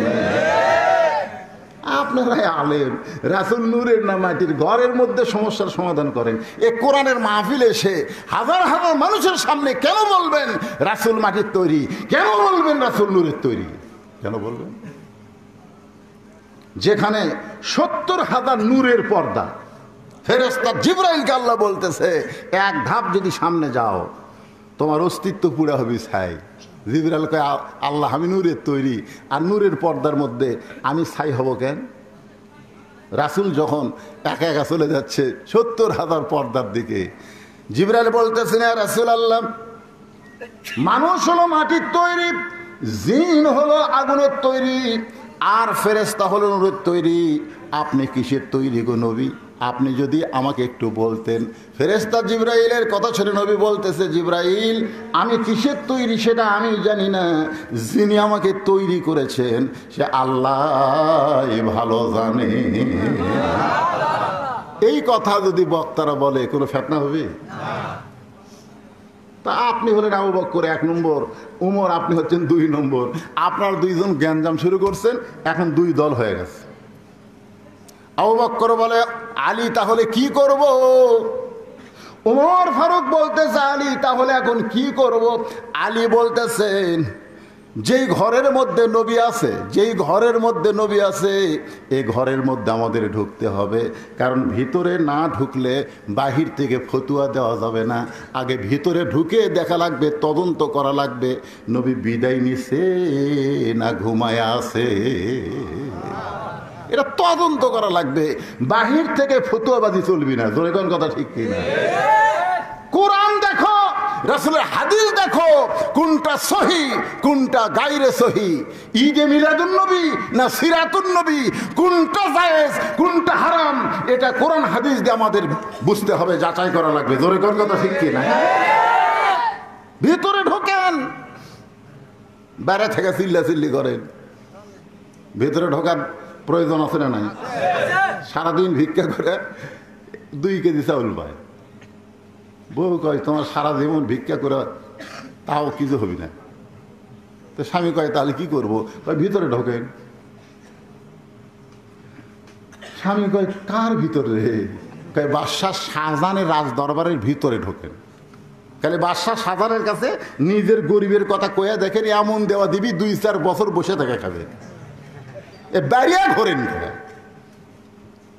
ওই বইয়ের বুদ্ধি সুরে বাদশাহ শাহজাহানের কাছে যাবি, যে দিকে বিশাল দরজাতে একজন দারোয়ান লাঠি নিয়ে খাড়া গাছ, ফকির দেখে লাঠি তুলছে, কোন দিকে আসিস? এটা হলো বাদশাহ শাহজাহানের রাজ দরবারের দরজা। এই দরজাতে উজির নাজির মন্ত্রী যারা তারাই ঢুকতে পারে, তোর মতন ফকির ঢুকলে আমার চাকরি থাকবে না। ফকির দেখতেছে এখানে ডাইরেক্ট কাজ করা যাবে না, উদউ ইলা সাবিলি রাব্বিকা বিল হিকমাহ। জোরে গান সুবহানাল্লাহ। দৌড়ে গিয়া দারোয়ানে 2 পা খপ করে ধরছে, 2 পা ধরে 2 টোটা চোখের পানি দারোয়ানের পায়ে পড়ছে। দারোয়ান লাঠি ফেলে দিয়ে বলতেছে, ভাই তুইও যা আমিও তাই, তুই ভিক্ষা করে খাস আর আমি দরজা পাহারা দিয়ে খাই, আমাদের মধ্যে কোনো তফাৎ নাই। ফকির বলতেছে তাহলে দরজা খুলে দাও। দারোয়ান বলতেছে, পাগল, আরো 16টা দরজা আছে, প্রত্যেকটা দরজায় একটা করে দারোয়ান লাঠি নিয়ে দাঁড়ায় আছে, আমি তোরে ছাইড়া দিলে ওই দারোয়ানগুলা ছাড়বে না। ফকির বলতেছে খালি তুমি ছাড়া দাও, পরের দারোয়ান ছাড়বে কি ছাড়বে না সেটা আমার ব্যাপার। প্রথম দরজার দারোয়ান ঠাট্টা করে দরজা খুলে দিছে। ঠাট্টা বোঝেন না? যা পরের দারোয়ানের পিটন খাই এমনি বার হইল। ওই দরজা খোলা বা ভিতরে ঢুকেছে। দ্বিতীয় দরজার দ্বারা লাঠি তুলে বলতেছে, ফকির ঢুকলা কেমনে? হ্যাঁ ফকির ঢুকলা কেমনে? ফকির বলতেছে, কেমনে ঢুকলাম যদি জানবার চাও তাহলে প্রথম দরজার দারোয়ানের কাছে যাও। আমার পরিচয় শুনে কাঁপতে কাঁপতে দরজা খুলে দিয়েছে।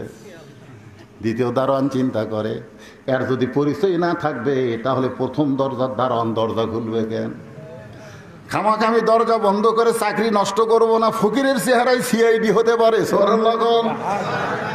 এইভাবে দারোয়ান সমস্ত দরজা পাড়ি দিয়ে রাজ দরবারের ভিতরে ঢুকেছে।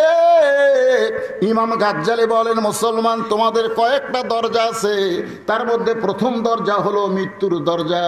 মৃত্যুর দরজায় কলেমা পড়তে পড়তে, কলেমা শাহাদত পড়তে পড়তে যদি মরতে পারো, কবর বলো, হাসর বলো, মিজান বলো, পুলসিরাত বলো, আর কোনো দরজায় তোমাদেরকে আটকানো হবে না। অফুতিহাত আবু আবুহা সালামুন আলাইকুম তিবতুম ফাদখুলুহা খালিদিন। একে রাজ দরবারের মধ্যে ফকির। প্রধানমন্ত্রীর সাথে দেখা, প্রধানমন্ত্রী বলতেছে, কি বলি, এতগুলো দরজা পাড়ি দিয়ে যেই বেটা ভিতরে ঢুকছে, কি বলি। ফকির বলতেছে, মুখ বন্ধ করে আছিস করে, বাসা সাধান কুটি। প্রধানমন্ত্রী চমকে উঠছে, ওরে সর্বনাশ, আমরা সম্রাট জাহাপনা বলে সম্বোধন করি, আর এই বেটাকে বাসা সাধান কুটি।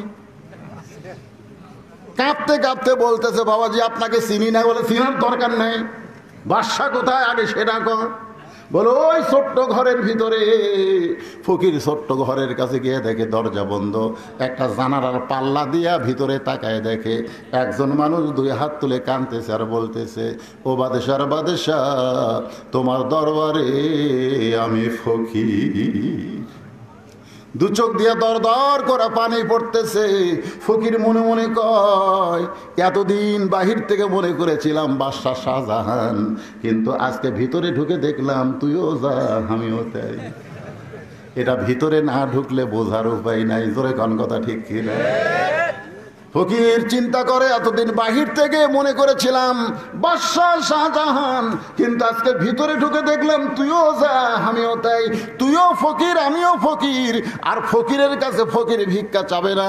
তুই যার কাছে দুই হাত তুলে কাঁদতেছিস, আমিও তার কাছে ভিক্ষা চাইতে চাই। কারণ ভিতরে না ঢুকলে আসল বাদশার খবর পাবেন না। কোরআনের ভিতরে ঢোকেন। এই যে কোরআন দেখতেছেন, এই কোরআনের ভিতরে ঢোকেন। 29 পারার প্রথমে আল্লাহ বলতেছেন, এই বাংলাদেশের প্রধানমন্ত্রী বাদশা না, প্রেসিডেন্ট বাদশা না, আমেরিকার প্রেসিডেন্ট বাদশা না, আসল বাদশা হলো তাবারাকাল্লাযী বিয়াদিহিল মুলকু ওয়া হুয়া আলা কুল্লি শাইইন কাদির। বাইরে থেকে আপনি কোন দাফন কর্ম, আর আপনি বলতেছেন যদি বলে কেউ বিদায় নিয়েছে তার দেহ থাকবে মাথা থাকবে না। বাইরে থেকে পেছাল পারেন কেন? ভিতরে ঢোকেন। আপনারা বলেন তো, ভিতরে ঢোকার দরকার আছে না নাই? আল্লাহ কি বলেছে? উদখুলু ফিস সিলমি কাফা। খাইলে আদা দি ঢুকলে হবি না। শীতের দিনে যদি আপনি সবই ঢাকিছেন, কিন্তু দুটো পাও বাইর করে থোছেন। মাঘ মাসের দিনে ল্যাপের মধ্যে সবই আছে, কিন্তু দুটো পাও খেলে বের করে তোলেন। আপনি বলেন তো শরীর গরম হবে? কারণ ঢুকলে পুরি ঢোকা লাগবে। জোরে কোন ঠিক কিনা? আপনি মশার দিনে মশারের বাইরে দেহ তোছেন, কিন্তু হাতটা খেলে বাইরে তোছেন। মশা কবি ওর হাতের উপরে কাজ আদায় কর্মরে। জোরে করার কথা ঠিক কিনা? তার মানে কি বোঝা গেল? গোটা দেহ ঢোকা লাগবে। বাসের মধ্যে যখন বসবেন তখন দেহ গোটাই বাসের মধ্যে রাখতে হবে, হাত মাথা জানলাতে বার করা যাবে না। জোরে করার কথা ঠিক কিনা? আপনি এগুলা সবই বোঝেন, এগুলো আপনি সবই বোঝেন, কিন্তু বছর অন্তর 12 রবিউল আউয়াল তারিখে আপনি শুধু আশেকে রাসূল হবেন। আল্লাহ রাসূলের জিন্দেগি, আল্লাহ রাসূলের সিরাতকে আমলে নিয়ে আসবেন না, তাহলে আপনি পুরোপুরি ইসলামের মধ্যে ঢুকতে পারবেন না। ধরে কোন কথা ঠিক কিনা? এখন হযরত আলী বলতেছেন ভিতরে ঢোকা লাগবে। সুবহানাল্লাহ। তদন্ত করা লাগবে। রাসূল বিদায় নিয়েছে না ঘুমের মধ্যে আছে, আবু বকর ঠিক না ওমর ঠিক, এটা তদন্ত না করলে বলার উপায় নাই। এখন আবু বকর বলতেছে তাহলে ভিতরে কে ঢুকবে? এখন ভিতরে কে ঢুকবে? 1 লক্ষ থেকে 1.25 লক্ষ সাহাবী। সুবহানাল্লাহ। নবী যখন দুনিয়া থেকে বিদায় নিয়েছে সোয়া লক্ষের বেশি সাহাবী নবীর, তাহলে ভিতরে কে ঢুকবে? হযরত আলী বলতেছেন, ঘরের মালিক যিনি, ঘরের মালিক যিনি, সিদ্ধান্ত দিবেন তিনি। ঘরের মালিক যিনি, সিদ্ধান্ত দিবেন তিনি। ঘরের মালিক হচ্ছে উম্মাহাতুল মুমিনিন আয়েশা। আয়েশা যাকে ঢোকার অনুমতি দিবে সেই ঢুকবে।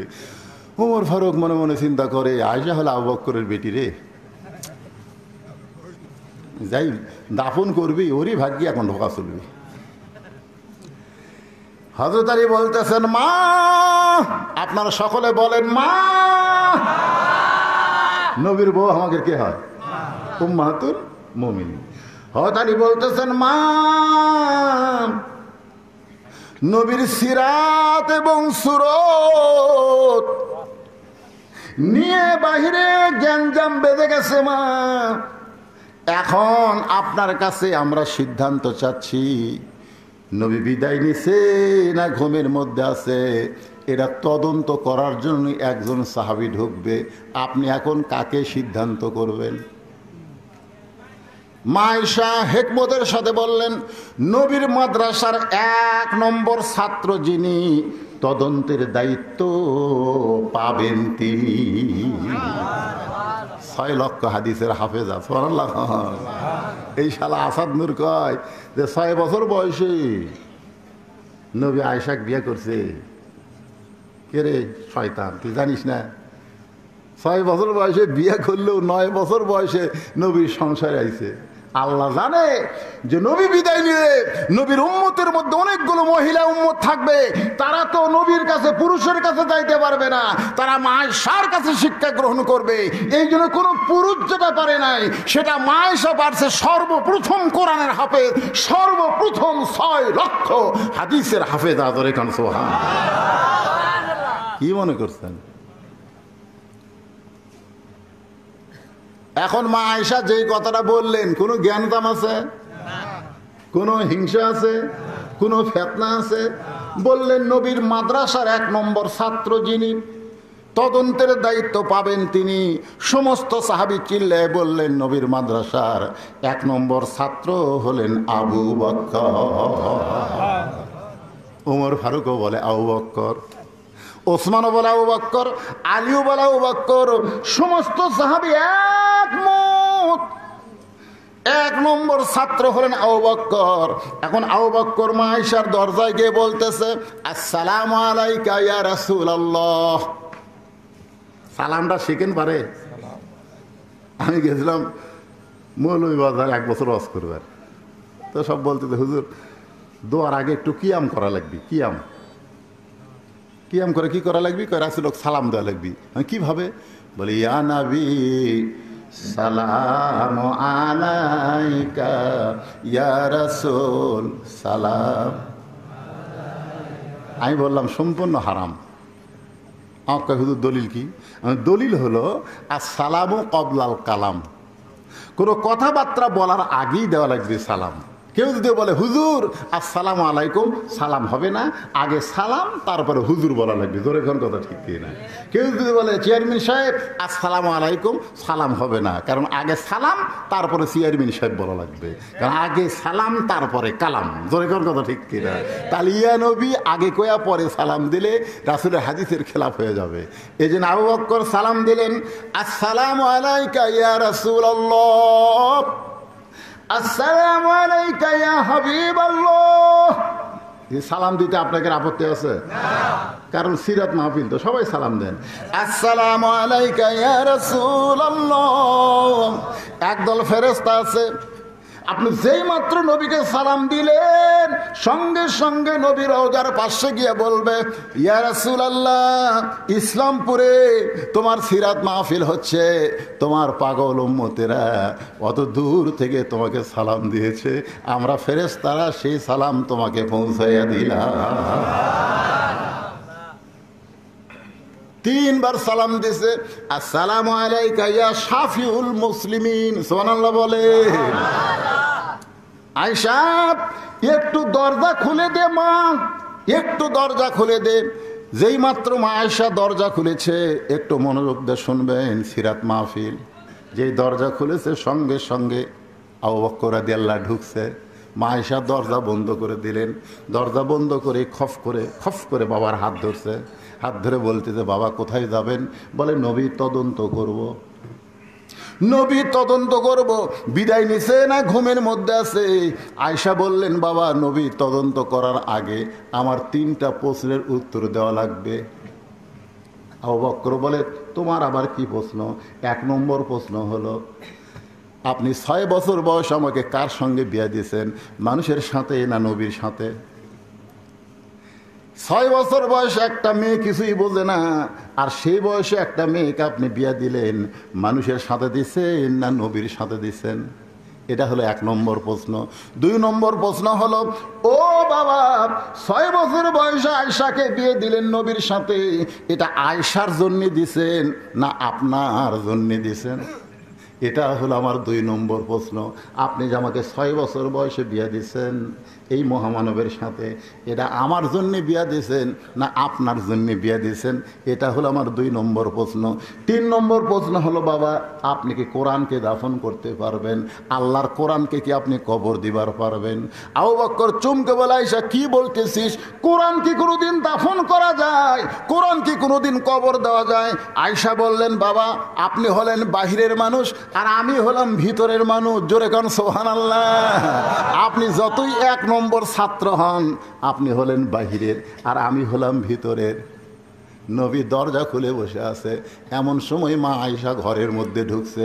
সঙ্গে সঙ্গে নবী দাঁড়িয়ে গেলেন, আয়েশার সম্মানে দাঁড়ালেন না। নবী দাঁড়িয়ে দরজা জানলা বন্ধ করে দিলেন। মা আয়েশা থরথর করে কাঁপতেছে।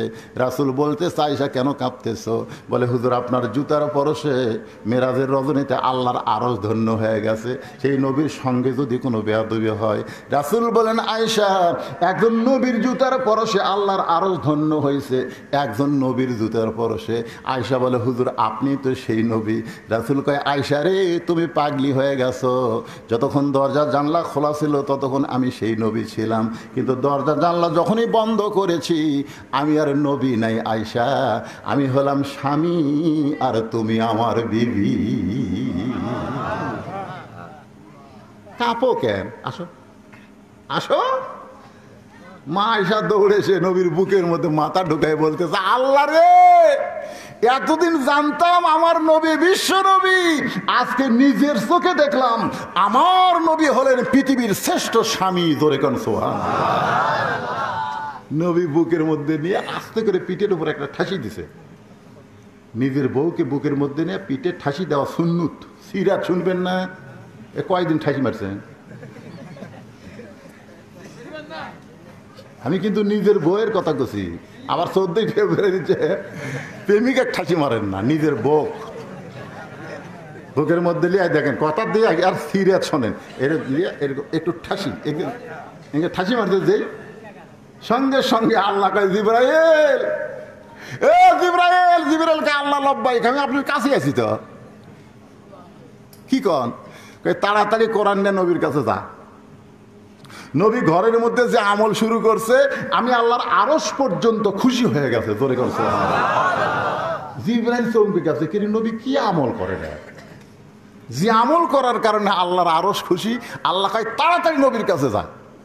ফেরেশতা জিবরাইল কোরআনে আয়াত না নবীর ঘরের বাইরে সালাম দেয়, আসসালামু আলাইকা ইয়া রাসূলুল্লাহ। কোনোদিন কিন্তু জিবরাইল বলেনি আসসালামু আলাইকুম ইয়া রাসূলুল্লাহ, কোনোদিনও বলেনি। আমাকে সালাম দিবেন আসসালামু আলাইকুম বলা লাগবে, আর নবীকে সালাম দেবেন আসসালামু আলাইকা বলা লাগবে। আরবিতে 1 বছর 2 বছর বহু বছর আছে। কা হলো 1 বছর, কুমা হলো 2 বছর, আর কুম হলো বহু বছর। আমাকে সালাম দিতে আসসালামু আলাইকুম বলতে হবে, কারণ আমি একলা না, আমার 2 কান্দে 2টা ফেরেশতা আছে। সুবহানাল্লাহ বলে। আর নবীকে সালাম দিতে কা বলার কারণ হলো নবী একলাই, নবীর কান্দে কোনো ফেরেশতা নাই। যেই নবীর পায়ের তালুতে জিব্বা বের করে জিবরাইল সুরবুরি দিয়েছে এতন করে মেরাজে নিয়ে যায়, সেই নবীর কান্দে চড়ার যোগ্যতা কোনো ফেরেশতার নাই। ধরে সৈয়দ রাসূল তো বহু শুনছেন, এই পয়েন্ট শুনছেন। একবার হযরত বেলাল বলতেছে, ইয়া রাসূলুল্লাহ আমরা কবরে গেলে মুনকির নাকির আমাকে 3টা প্রশ্ন করবে। জোরে কোন কয়টা? কিন্তু আপনি যখন কবরে যাবেন মুনকির নাকির আপনাকে কয়টা প্রশ্ন করবে? আল্লাহ রাসূল বললেন, বেলাল তোমার ধারণা কি? বেলাল বলতেছে, ইয়া রাসূলুল্লাহ আমার ধারণা হলো আপনাকে দুইটা করবে। রাসূল বললেন, কোন দুটা করবে? বলে, মান রব্বুকা ওয়া মা দীনুকা, এই দুইটা প্রশ্ন আপনাকে করবে, কিন্তু ওমান নাবিউকা প্রশ্ন আপনাকে করবে না, কারণ আপনি শুধু নবী না, আপনি হলেন ইমামুল আম্বিয়া। আল্লাহ রাসূল বললেন, বেলাল মানুষ মরে গেলে কবরে গেলে মুনকির নাকির তাকে প্রশ্ন করবে, কিন্তু আমার যদি মৃত্যু না হয় রে বেলাল, তাহলে আমাকে কেমনে প্রশ্ন করবে? এ কথার দ্বারা বোঝা যায় আমাদের নবী মরা নবী না, আমাদের নবী হলেন হায়াতুন নবী। আল্লাহর বান্দার একটু মনোযোগ দিয়ে শুনবেন। বড় কষ্ট করে মেহনত করে যুবকেরা সিরাত মাহফিল করতেছে, সেই নবীর সম্পর্কে আমাদের জানার দরকার আছে না নাই? জোরে জোরে আছে না নাই? মা আয়েশা তিনটা প্রশ্ন করছে। ও বাবা, তৃতীয় প্রশ্ন হলো, আপনি কি কোরআন দাফন করতে পারবেন? আবু বকর চমকে বলে, আয়েশা কোরআন কি কোনোদিন দাফন করা যায়? আয়েশা বলতেছে, বাবা আপনি হলেন বাহিরের মানুষ, আপনি ভিতরের খবরও জানেন না। ভিতরের খবর হলো আল্লাহর কোরআনও যেমন, আল্লাহর নবীও হলো তেমন। আবু বকর বলে, আয়েশা তোর প্রশ্নের উত্তর দেওয়ার প্রস্তুতি আমি নেই নাই। সুবহানাল্লাহ। তুই যে আমাকে তিনটা প্রশ্ন করবি, 6 লক্ষ হাদিসের হাফেজা, আমি কি এত জ্ঞানী নাকি? আমি তোর প্রশ্নের উত্তর এখন দিতে পারবো না। এখন নবী তদন্ত করা লাগবে আয়েশা, কারণ লক্ষ সাহাবী বাহিরে অপেক্ষা করতেছে। আয়েশা রে, নবী তদন্ত করা লাগবে। এই কথা বলে যখন এক ধাপ সামনে যায়, এমন সময় একটা জান্নাতের কান্না কানে আসতেছে। কে যেন করুণ স্বরে কাঁদতেছে, ওই কান্না যেন আল্লাহর জান্নাত থেকে আসতেছে। আবু বকর বলে, আয়েশা আলোকিত নবী দুনিয়া থেকে বিদায় নিল, ঘরটা এত অন্ধকার, কে কান্দে এমন করে? মনে হয় জান্নাত থেকে কান্নার আওয়াজ আসতেছে। আয়েশা বলতেছে, বাবা যে মহিষী নারী কাঁদতেছে, নবীর মেয়ে হবার পরেও আল্লাহর নবী তাকে মা হিসাবে সম্মান করেছে। বাবা যে মহিষী নারী কাঁদতেছে, নবীর মেয়ে হওয়ার পরেও নবী তাকে মা হিসাবে সম্মান দিয়েছে। আপনারা বলেন তো তার নাম কি? রাসূল সবসময় বলতো, আমার রোকেয়ার স্বামী, আমার জয়রাবের স্বামী, আমার কুলসুমার স্বামী, আমার ওসমান জামাই, আমার 3টা মেয়ের স্বামী। হাসান হোসেন নানার গলা ধরে বলতো না, তাহলে আমার মা কি আপনার মেয়ে না?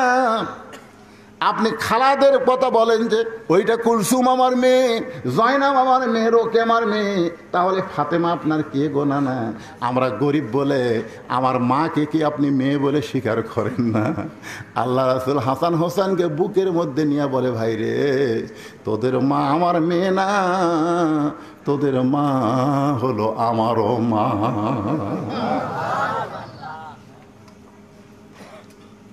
নবীর 3টা বিবি নবীর কাছে বসে আছেন। নবী যখন বিবির কাছে থাকেন তখন কিন্তু নবী হিসাবে থাকেন না, স্বামী হিসাবে থাকেন। সুবহানাল্লাহ। 3টা বইয়ের নাম হলো উম্মে সালমা, সাউদা আর আয়েশা। 3টা বউ নবীর সঙ্গে হাসি খুশি গল্প করতেছে। এমন সময় নবীর মেয়ে ফাতেমা ঘরের মধ্যে ঢুকছে। যেই ঘরের মধ্যে ফাতেমা ঢুকছে, সঙ্গে সঙ্গে বসা নবী দাঁড়িয়ে বলতেছে, মা আপনি কষ্ট করে কেন আমার ঘরে আইলেন? আমাকে ডাকলেই তো আমি আপনার ঘরে ঢুকতাম।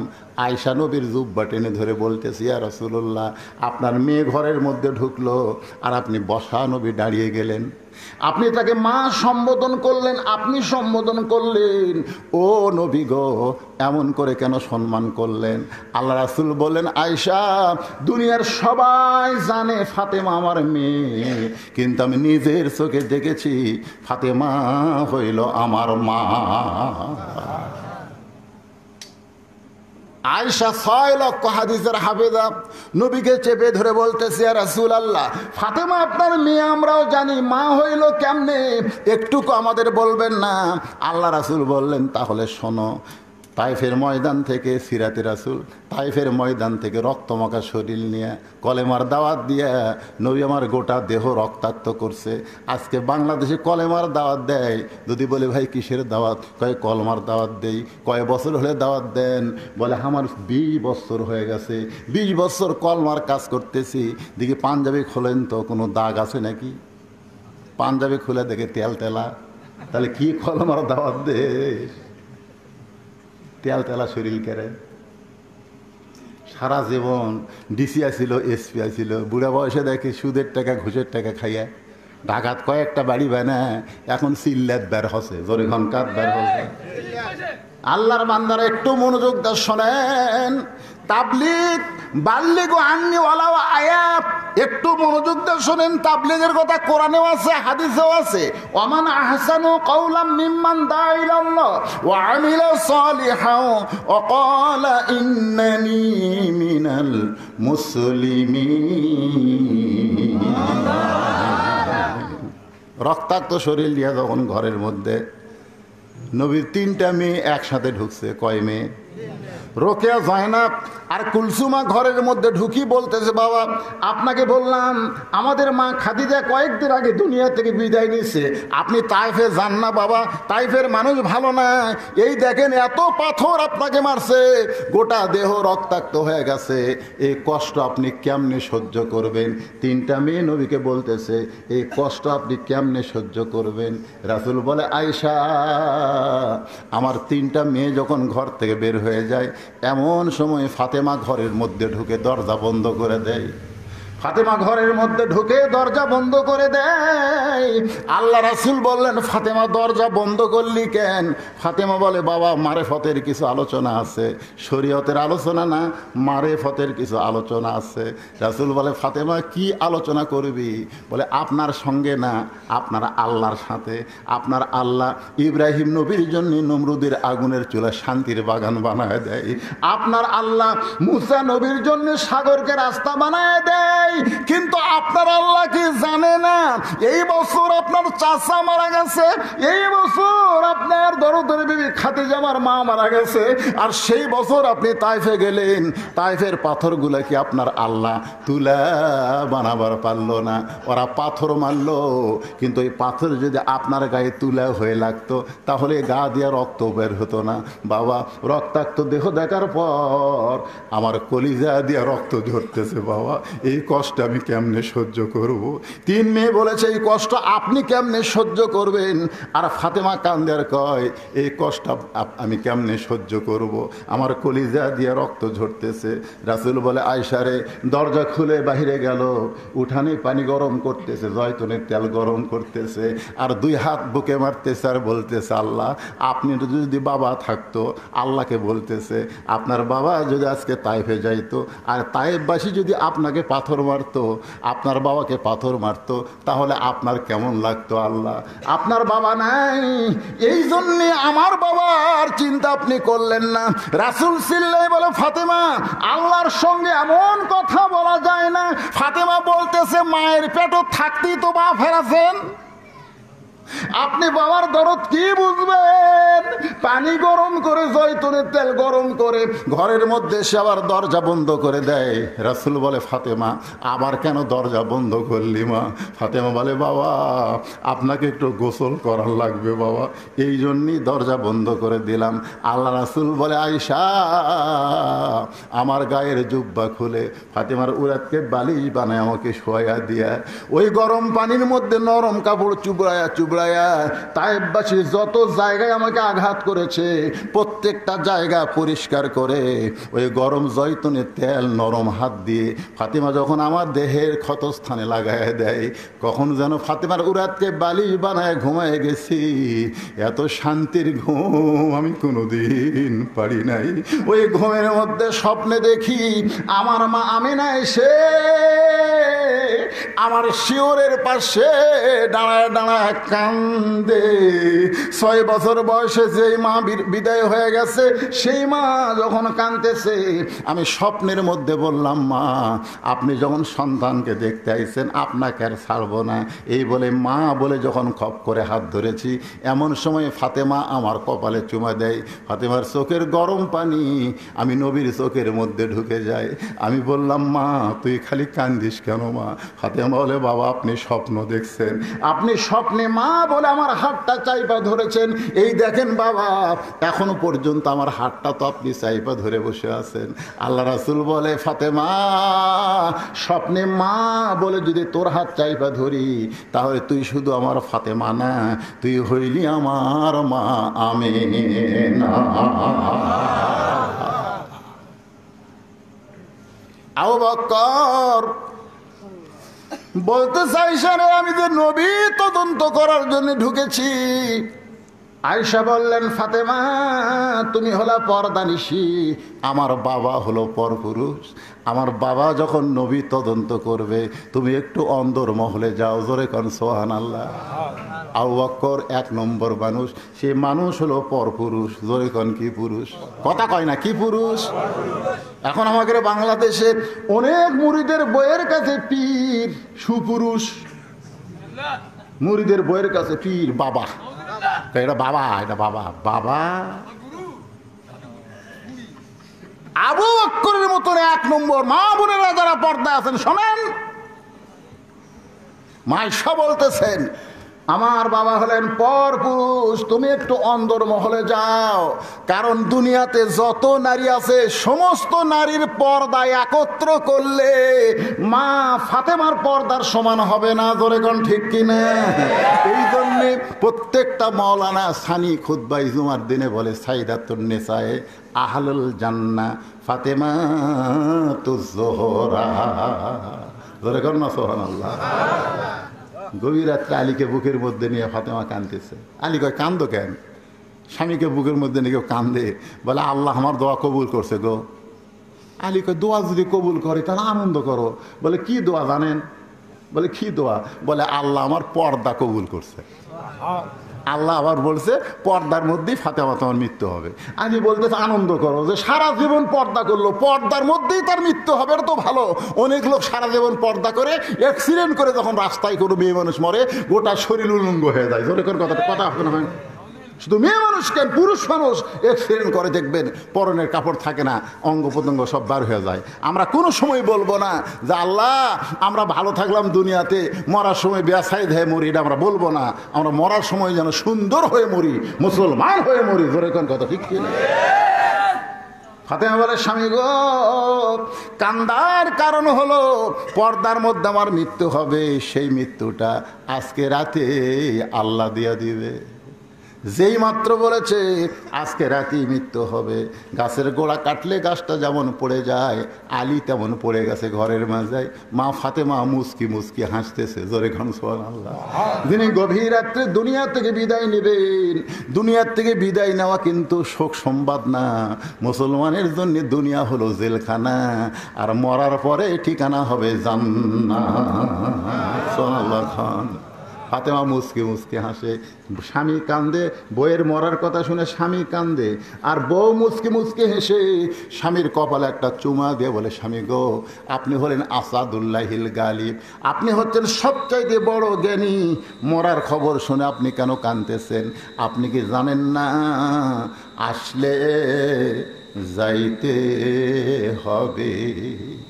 এই কথাটা সকলে, যুবক যারা আছে, এই যুবক, এই সেই রকম মোবাইল চলাই রে, এখনকার যুবকেরা নষ্ট হয়ে গেছে, তা ঠিক কিনা বলেন? এই মোবাইল একটু নষ্ট করছে। এই যুবকদের আমি বলতেছি, তোমরা একটু জবান খুলে বলো, বাজান আসলে, সবাই বলে সুন্দর করে, আমি যেই বলবো আসলে আপনারা একটু সুর দিয়ে বলবেন, যাইতে হবে, আসলে। বিশ্বাস করেন, বিশ্বাস করেন, কখন যাবেন? খালি গল্প করে, অমুকের ফাঁসি হলো রে, অমুকের ফাঁসি হলো রে। কে রে পাগলা, অমুকের ফাঁসি হলো, তুমুকের ফাঁসি হলো, তোর যে মৃত্যু হবি রে। ফাঁসির তারিখ আছে কিন্তু মরার কোনো তারিখ নাই। জোরে কোন কথা ঠিক না? যে অমুক তারিখে ফাঁসি হবে, ফাঁসির আগে সাইজ হয়ে তার উপরে ফাঁসির যাবে। আর যারা মৃত্যুর আসামি তারকে কোনো তারিখ নাই, যে কোনো মুহূর্তে তাদেরকে যাওয়া লাগবে। মশান মারেন এইরকম বাড়ি দেখতেছে, 10 তলা বাড়ি, 10 তলা বাড়ি মাজা খাত করে দেখতেছে, লিফট দিয়া 10 তলার উপর যায়, বলতেছে আহ আহ জীবন শান্তি রে। এই শান্তি করে যেই চোখ খুলছে দেখা আজরাইল বলতেছে ভাই চ যাই। কে তুই কে রে? আজরাইল। হায় হায় কেবল বানাসি ভাই রে, এখনো ঘুমাইনি। তোর দুনিয়ার বাড়ি বানাতে বানাতে তোর হায়াত শেষ রে। আজকে আমরা এমন পাগল হয়েছি, দুনিয়ার বাড়ি ঘর তৈরি করতে করতে মহামূল্যবান সময় আমরা নষ্ট করতেছি। জোরে কোন কথা ঠিক কিনা? আল্লাহর বান্দার একটু মনোযোগ দিয়ে শোনেন। যেই বাড়িতে আমি ছিলাম, পেশাব করার পরে উজু করার সময় বলতেছে হুজুর গরিব মানুষ। আমি বললাম পাগলা হয়ে এমন কথা বলতেছ? আল্লাহর নবী গরিব ছিল, গরিব নবী পছন্দ করেছেন এবং নবী বলেছেন গরিব উম্মতের সাথে আমি হাসরের ময়দানে দাঁড়াবো। জোরে কোন সুবহানাল্লাহ। আল্লাহ কোরআনে বলেছেন আল্লাহ গানিয়ুন ওয়া আনতুমুল ফুকারা, আমি আল্লাহ হলাম ধনী, বাদ বাকি সবাই হলো ফকির। তাহলে আমার সামনে আমরা যারা বসে আছি আমরা ধনী না ফকির? আরো জোরে বলেন কি? জোরে বলেন। পুরুষ মানুষ যদি ফকির হয় তাহলে মেয়ে মানুষ কি? আপনাকে সিরাজগঞ্জে কি কয়? জোরে বলেন। খালেদা জিয়া, শেখ হাসিনা। আপনারা কিন্তু করছেন, আপনারা কিন্তু বলতেছেন, আমি গেলে নাম ধরছি। ধরে কোন কথা দেখছি না।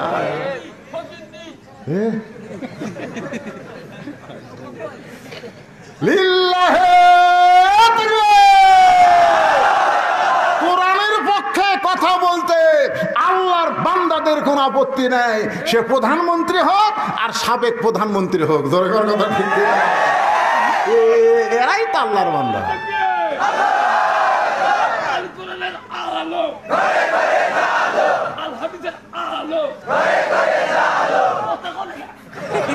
মাশাআল্লাহ মাশাআল্লাহ। আল্লাহর বান্দারা বিরক্ত হচ্ছেন? একটু মনোযোগ দিয়ে শোনেন। গভীর রাত্রে আমার মা বোনেরা যারা পর্দার অন্তরালে, তাদের জন্য একটু ওয়াজ করার দরকার আছে না নাই? সিরাতে রাসূলের মধ্যে হয়তো তাদের ওয়াজ না পাইলে মা ফাতেমা কিন্তু সিরাতের বাহিরে না, নবীর মেয়ে, নবীর মা, সেই মা ফাতেমার কথা বলতেছি। কপালে চুম্বন দিয়া বলে স্বামী গো আসলে যাইতে হবে, আসলে যাইতে হবে, তবে আপনি এমন করে কাঁদবেন না, আমি যাওয়ার পরে আমার 3টা চাওয়া পুরা করা লাগবে। আলী কান্দের বলে ফাতেমা দুনিয়াতে গরিব ছিলাম বলে তুমি কিছুই চাইলা না, মরার পরে তুমি কি চাইবা ফাতেমা? বলে 1 নম্বর চাওয়া। এই মা বোনেরা শোনেন, আপনারা ভালো করে শোনেন। 1 নম্বর চাওয়া হলো রাতে মারা যাব, রাতের অন্ধকারে দাফন করা লাগবে। রাত্রে মৃত্যুবরণ করব পর্দার ভিতরে, আর দিনের বেলা বেপর্দায় দাফন করবেন। এটা চলবে না। মেয়ে মানুষের কোনো জানাজার দরকার হবে না, আমার জন্যে কোনো জানাজার ব্যবস্থা করবেন না। আলী বলতে ফাতেমা লক্ষ মানুষ তোমার জানাজায় দোয়া করবে। বলে লক্ষ মানুষের দোয়া আমার দরকার নাই, কারণ দুনিয়ার সব মানুষ যদি বলে ফাতেমা ভালো আর আপনি যদি বলেন ভালো না, মানুষের দোয়া দেওয়া ফাতেমার কোনো লাভ হবে না। আর দুনিয়ার তামাম মানুষ যদি বলে ফাতেমা খারাপ আর আপনি যদি বলেন আমার বউ ফাতেমা ভালো, এক স্বামীর সার্টিফিকেটে ফাতেমার 8টা জান্নাতের দরজা খুলে গেল। আমার মায়েদেরকে বলবো মা দুনিয়ার মানুষের ভালো দরকার নাই, আপনার স্বামী আপনাকে ভালো বলে কিনা সেই চেষ্টা সবসময় করবেন। ফাতেমা বলতেছে স্বামী গো আমার 3 নম্বর চাহিদা হলো আমার লাশটা কিন্তু খাটনিতে তুলবেন না, কারণ খাটনিতে তুলবার গেলে 4 জন পুরুষ আমাকে কান্দে নেওয়া লাগবে। খাটনি কান্দে নিতে হবে কয়জন? আমি ফাতেমার দেহের কত ওজন এটা দুনিয়ার কোনো পর পুরুষ জানুক, আমি ফাতেমা চাই না, আমি ফাতেমা চাই না। আমার বাবা যদি দুনিয়াতে থাকতো, মরা মেয়ের লাশের খাটনি বাবা কান্দে নেবার পারতো। কারণ নবী দুনিয়াতে থাকতে নবীর দুইটা মেয়ে মারা গেছে, একটা হলো রোকেয়া আর একটা হলো জয়নাব। একটা হলো রোকেয়া আর একটা হলো জয়নাব। এই দুইটা মেয়ে কিন্তু নবী দুনিয়াতে থাকতেই তারা মারা গেছে। দুইটা মেয়ে নবী থাকতে জীবিত ছিল। একটা হলো ওসমান রাদিয়াল্লাহর বউ কুলসুমা, আর একটা হলো হযরত আলীর বিবি ফাতেমা। এখন ফাতেমা বলতে যে স্বামী গো, আমার হাসান হোসেন যদি বড় হইতো মায়ের লাশের খাটনি কান্দে নিবার পারতো। কারণ মায়ের লাশ সন্তান কান্দে নিলে কোনো সমস্যা নাই, মেয়ের লাশ বাবা কান্দে নিলে কোনো সমস্যা নাই। কিন্তু 6 মাস আগে আমার বাবা বিদায় হয়ে গেছে। আমার হাসান হোসেন এত ছোট, ওরা পারবে না। আপনি আমাকে একটু কান্দে করে স্বামী গো, কারণ আপনি আমার সব দেখেছেন। আপনি আমারে কান্দে করে জান্নাতুল বাকির পূর্ব কোণায় সবুজ রঙের একটা বাতি জ্বলবে। সুবহানাল্লাহ। জান্নাতুল বাকির পূর্ব কোণায় সবুজ রঙের একটা বাতি জ্বলবে। ওই বাতি বরাবর আমাকে দাফন করবেন। আবু যার গিফারি কবর খুঁড়তে গেছিল কিন্তু পারে নাই। হযরত আলী ফাতেমাকে কান্দে করে নিয়ে গভীর রাত্রে জান্নাতুল বাকির গোরস্থানে দাফন করে দুইটা হাত আল্লাহর দিকে তুলে বলতেছে, আল্লাহ শুধু কষ্ট দিয়েছি নবীর কলিজার টুকরা। কত ধনী ধনী যুবকেরা ফাতেমাকে বিয়ে করতে চাইছিল, কিন্তু তুমি আল্লাহ ঘটকালি করে আমি গরিবের সঙ্গে ফাতেমার বিয়ে হলো। দুনিয়ার জীবনে সুখ দিবার পারিনি আল্লাহ। আজকে গভীর রাত্রে কবরে দাফন করে তোমার কাছে কান্দি, আমার ফাতেমাকে তুমি কবুল করে না। এই দোয়া করার পর সঙ্গে সঙ্গে তাকায় দেখে সামনে কয়েকটা পুরাতন কবর। এই মাত্র ফাতেমার কবর দিয়ে কবরের সামনে দোয়া করতেছে। দোয়া শেষ হওয়ার সঙ্গে সঙ্গে নতুন কবর আর নাই, সামনে কয়েকটা পুরাতন কবর দেখতে পায়। হযরত আলী পুরাতন কবর দেখার সঙ্গে সঙ্গে চিৎকার করে বলে, নতুন কবর কোথায় গেল? গোটা জান্নাতুল বাকি দৌড়ায় আর খোঁজে নতুন কবর, নতুন কবর। কে যেন ডাক দিয়ে বলে, আলী রে, আমার ফাতেমা হলো পর্দানিশী, আমার ফাতেমা হলো পর্দানিশী। আমি আল্লাহ জোহরা ডিগ্রি দিয়া ফাতেমার কবরটাকে কিয়ামত পর্যন্ত পর্দা করেছি। আমার মায়েরা যারা সিরাতে রাসূল মাহফিল শুনতেছেন, মা আপনাদের 1 নম্বর আমলের নাম হলো পর্দা। পর্দা যদি না থাকে মা, তাহলে আপনাদের অন্য কোনো আমল আল্লাহর দরবারে কবুল হবে না। আল্লাহ কোরআনে বলেছেন, অকরনা ফি বুয়ুতিকুন্না ওয়ালা তাবাররুজনা তাবাররুজাল জাহিলিয়াতিল উলা। জোরে বলেন আল্লাহু আকবার। তুমি একটু অন্দর মহলে যাও।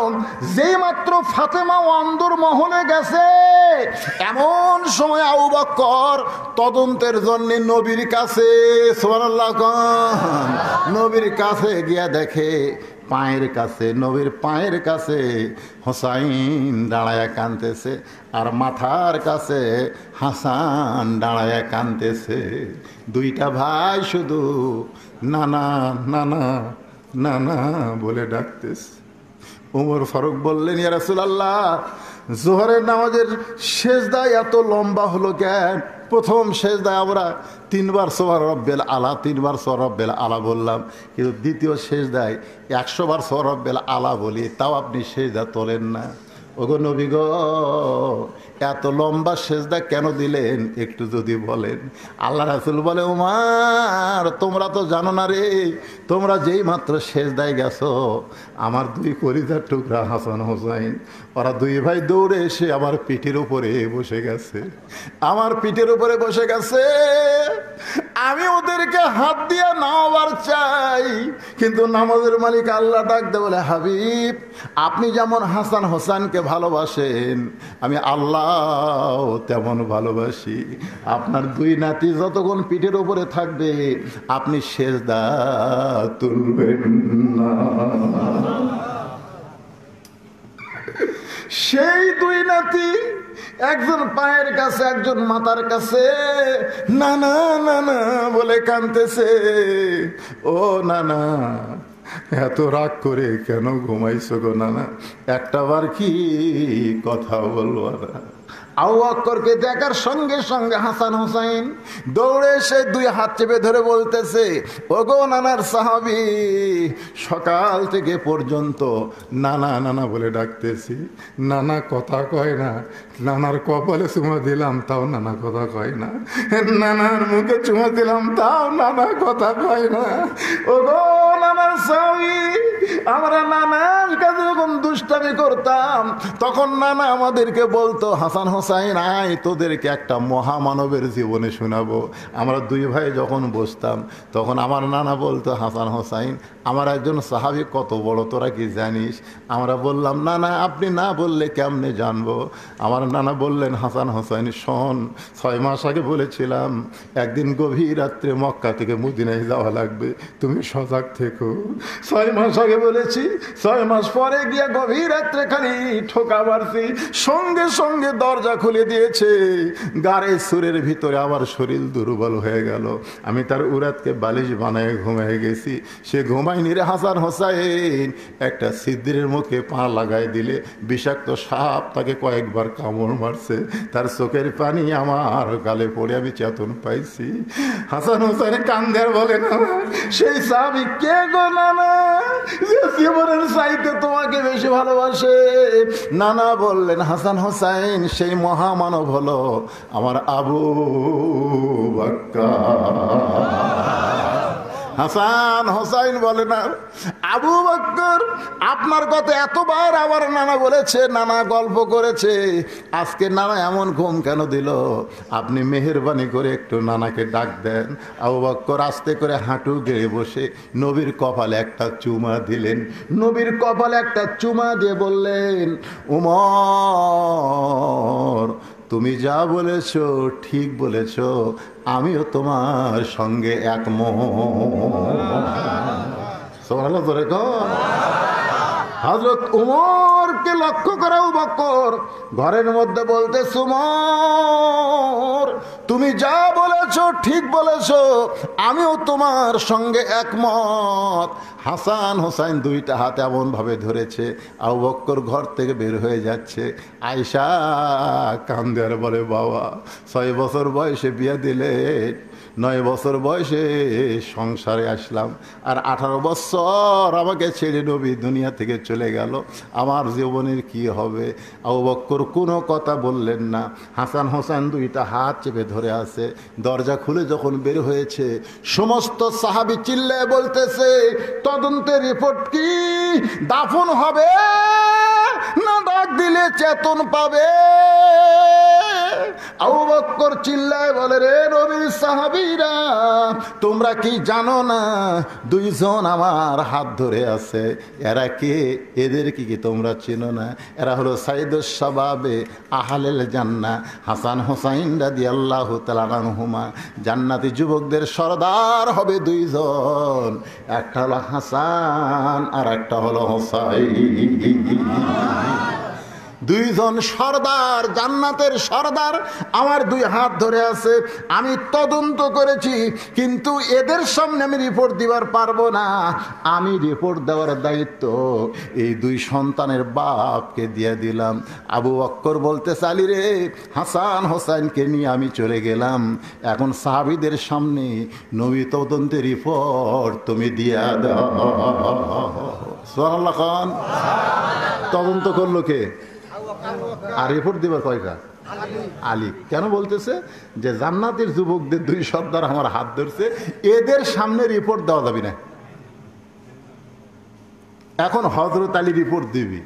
এই রিপোর্ট কোরআন থেকে আমি আপনাদের সামনে আয়াত বলে তারপরে বাংলা বলবো, আপনারা শুনবেন না? কারা কারা শুনবেন? আল্লাহকে একটু হাত দেখান তো দেখি। লিল্লাহি তাকবীর। হাত নাও। আজকে বলেন তো, সিরাতে রাসূল মাহফিলের সাথে আলোচনা ঠিক আছে? নবী সম্পর্কে যদি না জানি, কিসের সিরাতে রাসূল,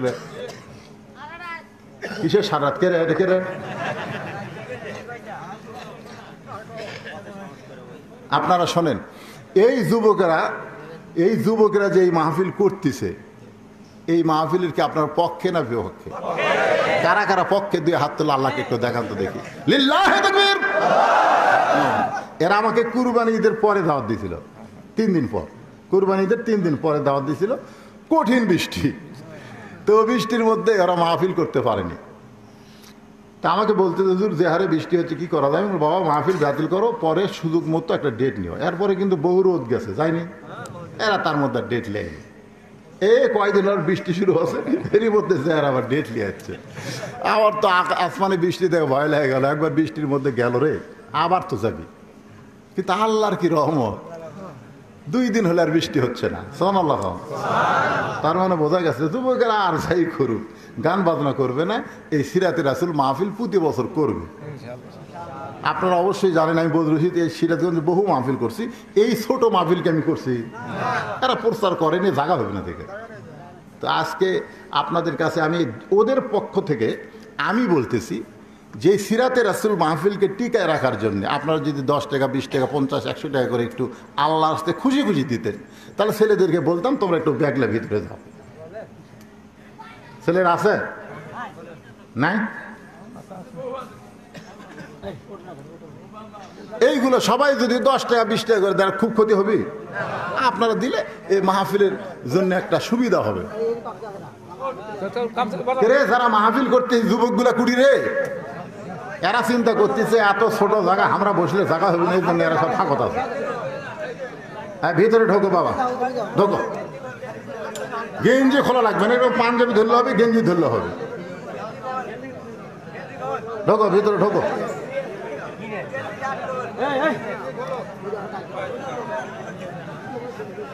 ঢুকছে ঢুকছে। বাবা কি হাতত করে টাকা লিও না, ছেলে এরকম গেঞ্জি ধরো, হাতত টাকা লাগবে না, হাতত টাকা পকেটে ঢুকালে হবে না। এত জোরে জোরে জায়গা রে, এত জোরে জোরে জায়গা, টাকা বার করে ধরে আছে, টাকা না নিয়ে দৌড় দেয়। হ্যাঁ দাও, সবাই দেন বাবা, সবাই দেন, 20 টাকা 50 টাকা 100 টাকা যার যা সাধ্য গুলাই আল্লাহর রাস্তায় দেন। এই যুবকেরা প্রতি বছর যেন এরকম সিরাত মাহফিল করতে পারে, কি করতে পারে, এবং মৌসুমে যেন করে। এরকম বৃষ্টির মৌসুমে করলে হবে না। হ্যাঁ, একটা সিরাত মাহফিল সারা বছর করা যাবে, রবিউল আউয়াল মাসেই যে করা লাগবে তা না। হ্যাঁ, এই এলাকায় অনেক সিরাত মাহফিল হয়, এই রবিউল আউয়াল মাসেই হয় তা কিন্তু না। এই রবিউল আউয়াল মাস আস্তে আস্তে বর্ষা সিজনে চলে আসতেছে, আরবি মাস বুঝতেছেন না, প্রত্যেক বছর 10 দিন 11 দিন করে আগে আসে। হ্যাঁ, আপনারা দাঁড়ালেন কেন? দাঁড়াবেন না, ওরাই আপনাদের কাছে যাবে, একটু জিকির করেন লা ইলাহা ইল্লাল্লাহ, লা ইলাহা ইল্লাল্লাহ, লা ইলাহা ইল্লাল্লাহ, লা ইলাহা ইল্লাল্লাহ, লা ইলাহা ইল্লাল্লাহ, লা ইলাহা ইল্লাল্লাহ, লা ইলাহা লা ইলাহা ইল্লাল্লাহ মুহাম্মাদুর রাসূলুল্লাহ সাল্লাল্লাহু আলাইহি ওয়াসাল্লাম।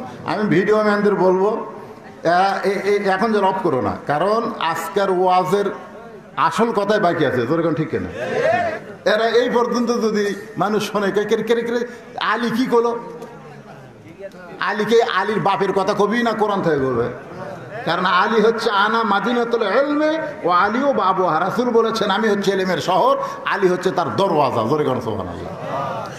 এখন আপনাদের কাছে আমার একটা কথা হলো, হযরত আলীর হাত ধরে আছে হাসান হোসাইন, তদন্ত করলেন হযরত আলী, আর রাসূলের কপালে চুমা দিয়ে বললেন ওমর ফারুকের সাথে আমি একমত। জোরে কোন সুবহানাল্লাহ।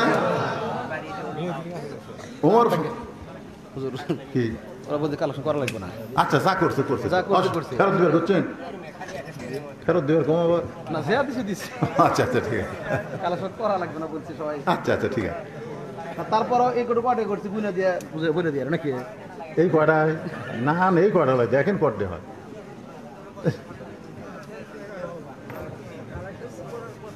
আরে বাবা কি ক্ষতি হলো? আপনি যে 10 টাকা দিলেন আপনার কি ক্ষতি হলো না লাভ হলো? কেউ যদি মনে করেন যে কালেকশন করার কথা না, এটা করছে, ক্ষতি লয় তো। এটা একটা অংশগ্রহণ, একটা সিরাত মাহফিলে আপনি জান্নাতের ব্যাংকে একটা অ্যাকাউন্ট খুলবেন। হ্যাঁ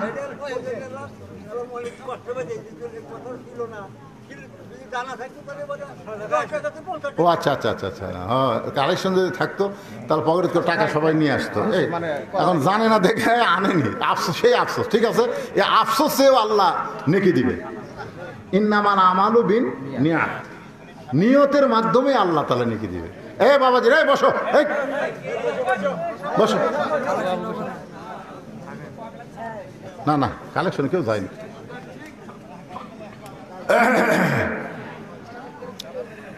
হ্যাঁ সবাই বসেন, সবাই বসেন, একটু জিকির। লা ইলাহা ইল্লাল্লাহ, লা ইলাহা ইল্লাল্লাহ, লা ইলাহা ইল্লাল্লাহ, লা ইলাহা ইল্লাল্লাহ, লা ইলাহা ইল্লাল্লাহ, লা ইলাহা ইল্লাল্লাহ, লা ইলাহা ইল্লাল্লাহ, মুহাম্মাদুর রাসূলুল্লাহ সাল্লাল্লাহু আলাইহি ওয়াসাল্লাম।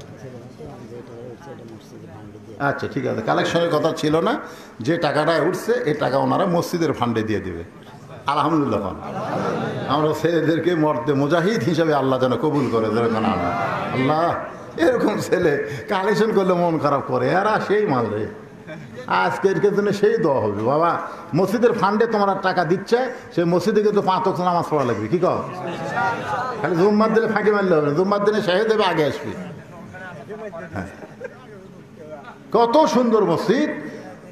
এই সমস্ত যুবকদেরকে আল্লাহ তাআলা সিরাতে রাসূল মাহফিলের বরকতে 5 ওয়াক্ত নামাজি হিসাবে কবুল করুক। জোরে কোন আমিন।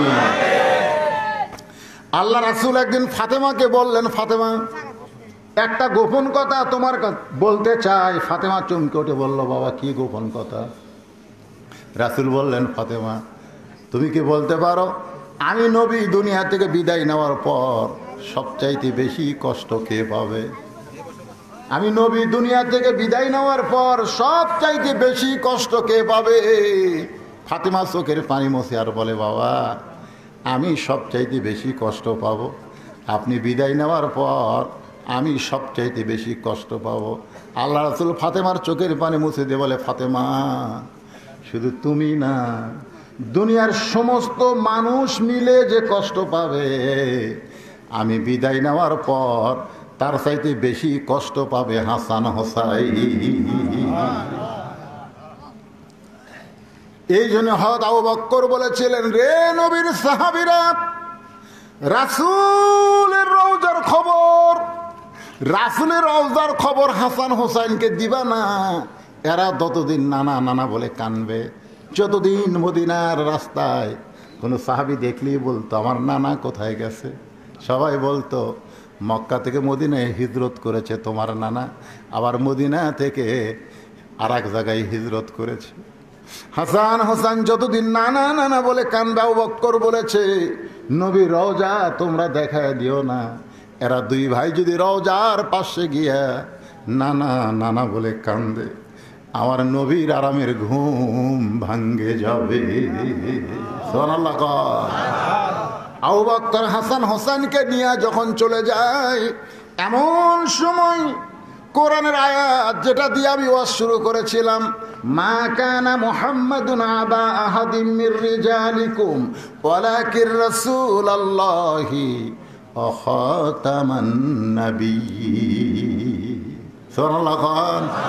এর ফাঁকে আর একটা আয়াত বলেছিলাম, লাকাদ কানা লাকুম ফি রাসূলিল্লাহি উসওয়াতুন হাসানা। নবী হযরত আলী তদন্তের রিপোর্ট দিয়ে বলতেছে নবী কোনোদিন মরতে পারে না। আল্লাহ থাকবে যতদিন, নবীও থাকবে ততদিন। কোরআন থাকবে যতদিন, নবীও থাকবে ততদিন। নামাজ থাকবে যতদিন, নবীও থাকবে ততদিন। আজান থাকবে যতদিন, নবীও থাকবে ততদিন। দুনিয়া থাকবে যতদিন, নবীও থাকবে ততদিন। মুহাম্মদ একজন মানুষ, হাসান হোসেন নানা দুনিয়া থেকে বিদায় নিতে পারে, ফাতেমার বাবা দুনিয়া থেকে বিদায় নিতে পারে, আলীর শ্বশুর দুনিয়া থেকে বিদায় নিতে পারে, কিন্তু নবী কোনোদিন বিদায় নেবে না।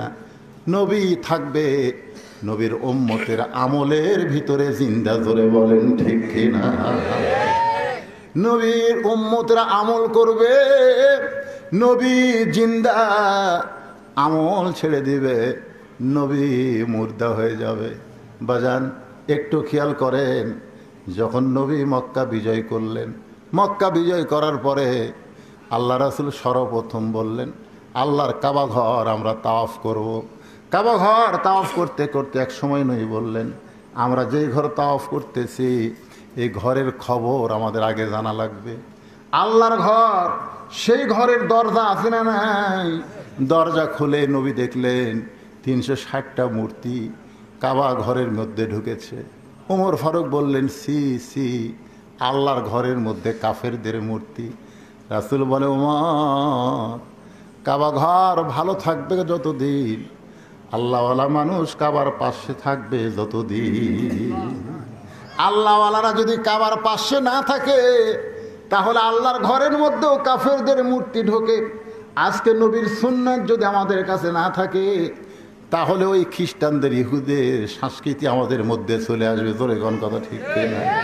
জান্নাতি যুবকদের সর্দার হাসান হোসেন হবে, মেসি নেইমার কোনোদিন জান্নাতের সর্দার হবে না। আজকে বাংলাদেশের যুবকেরা মেসি নেইমারকে নিয়ে পাগল, মেসির জার্সি পরে, নেইমারের জার্সি পরে, আর্জেন্টিনার পতাকা টাঙ্গায়, ব্রাজিলের পতাকা টাঙ্গায়। তোমরা জানো বিশ্বকাপ যখন খেলা হলো তখন কিন্তু শীতকাল ছিল, তোমরা এত লম্বা লম্বা পতাকা সিরাজগঞ্জে টাঙ্গাইছিলে, ওই পাঙ্গাসি থেকে শুরু করে এত পতাকা তোমরা টাঙ্গাইছো।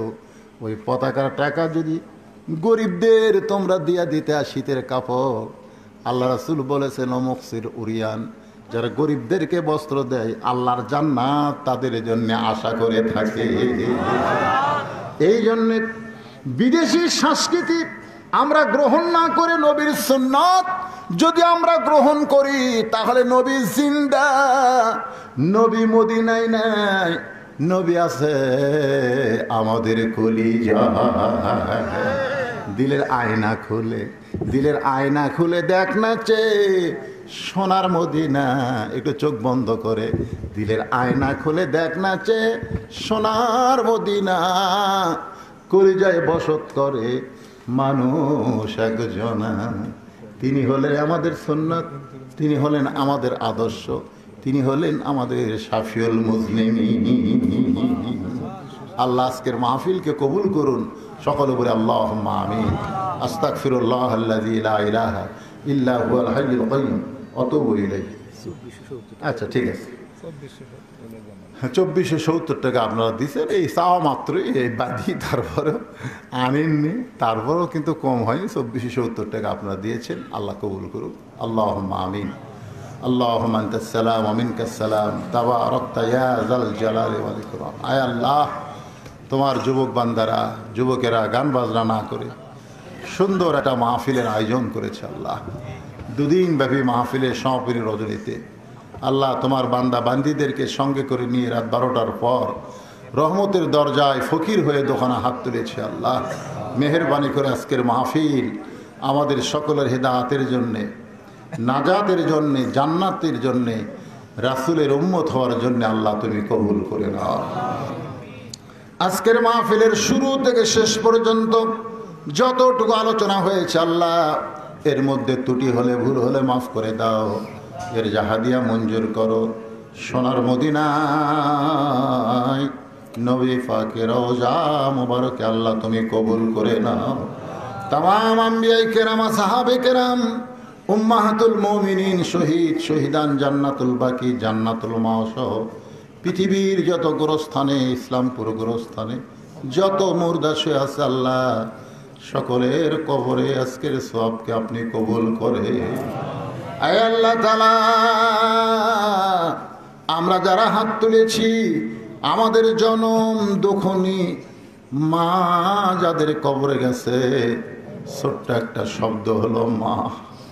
মা যাদের কবরে গেছে আল্লাহ, মেহেরবানি করে মায়ের কবরটা জান্নাতের টুকরা বানায় দাও। বাবার বাড়ি ঘর সবই আছে, আমি সহ আমরা যারা বাবা হারা এতিম হয়ে গেছি আল্লাহ, বাবার কবরটাকে জান্নাতের টুকরা বানায় দাও।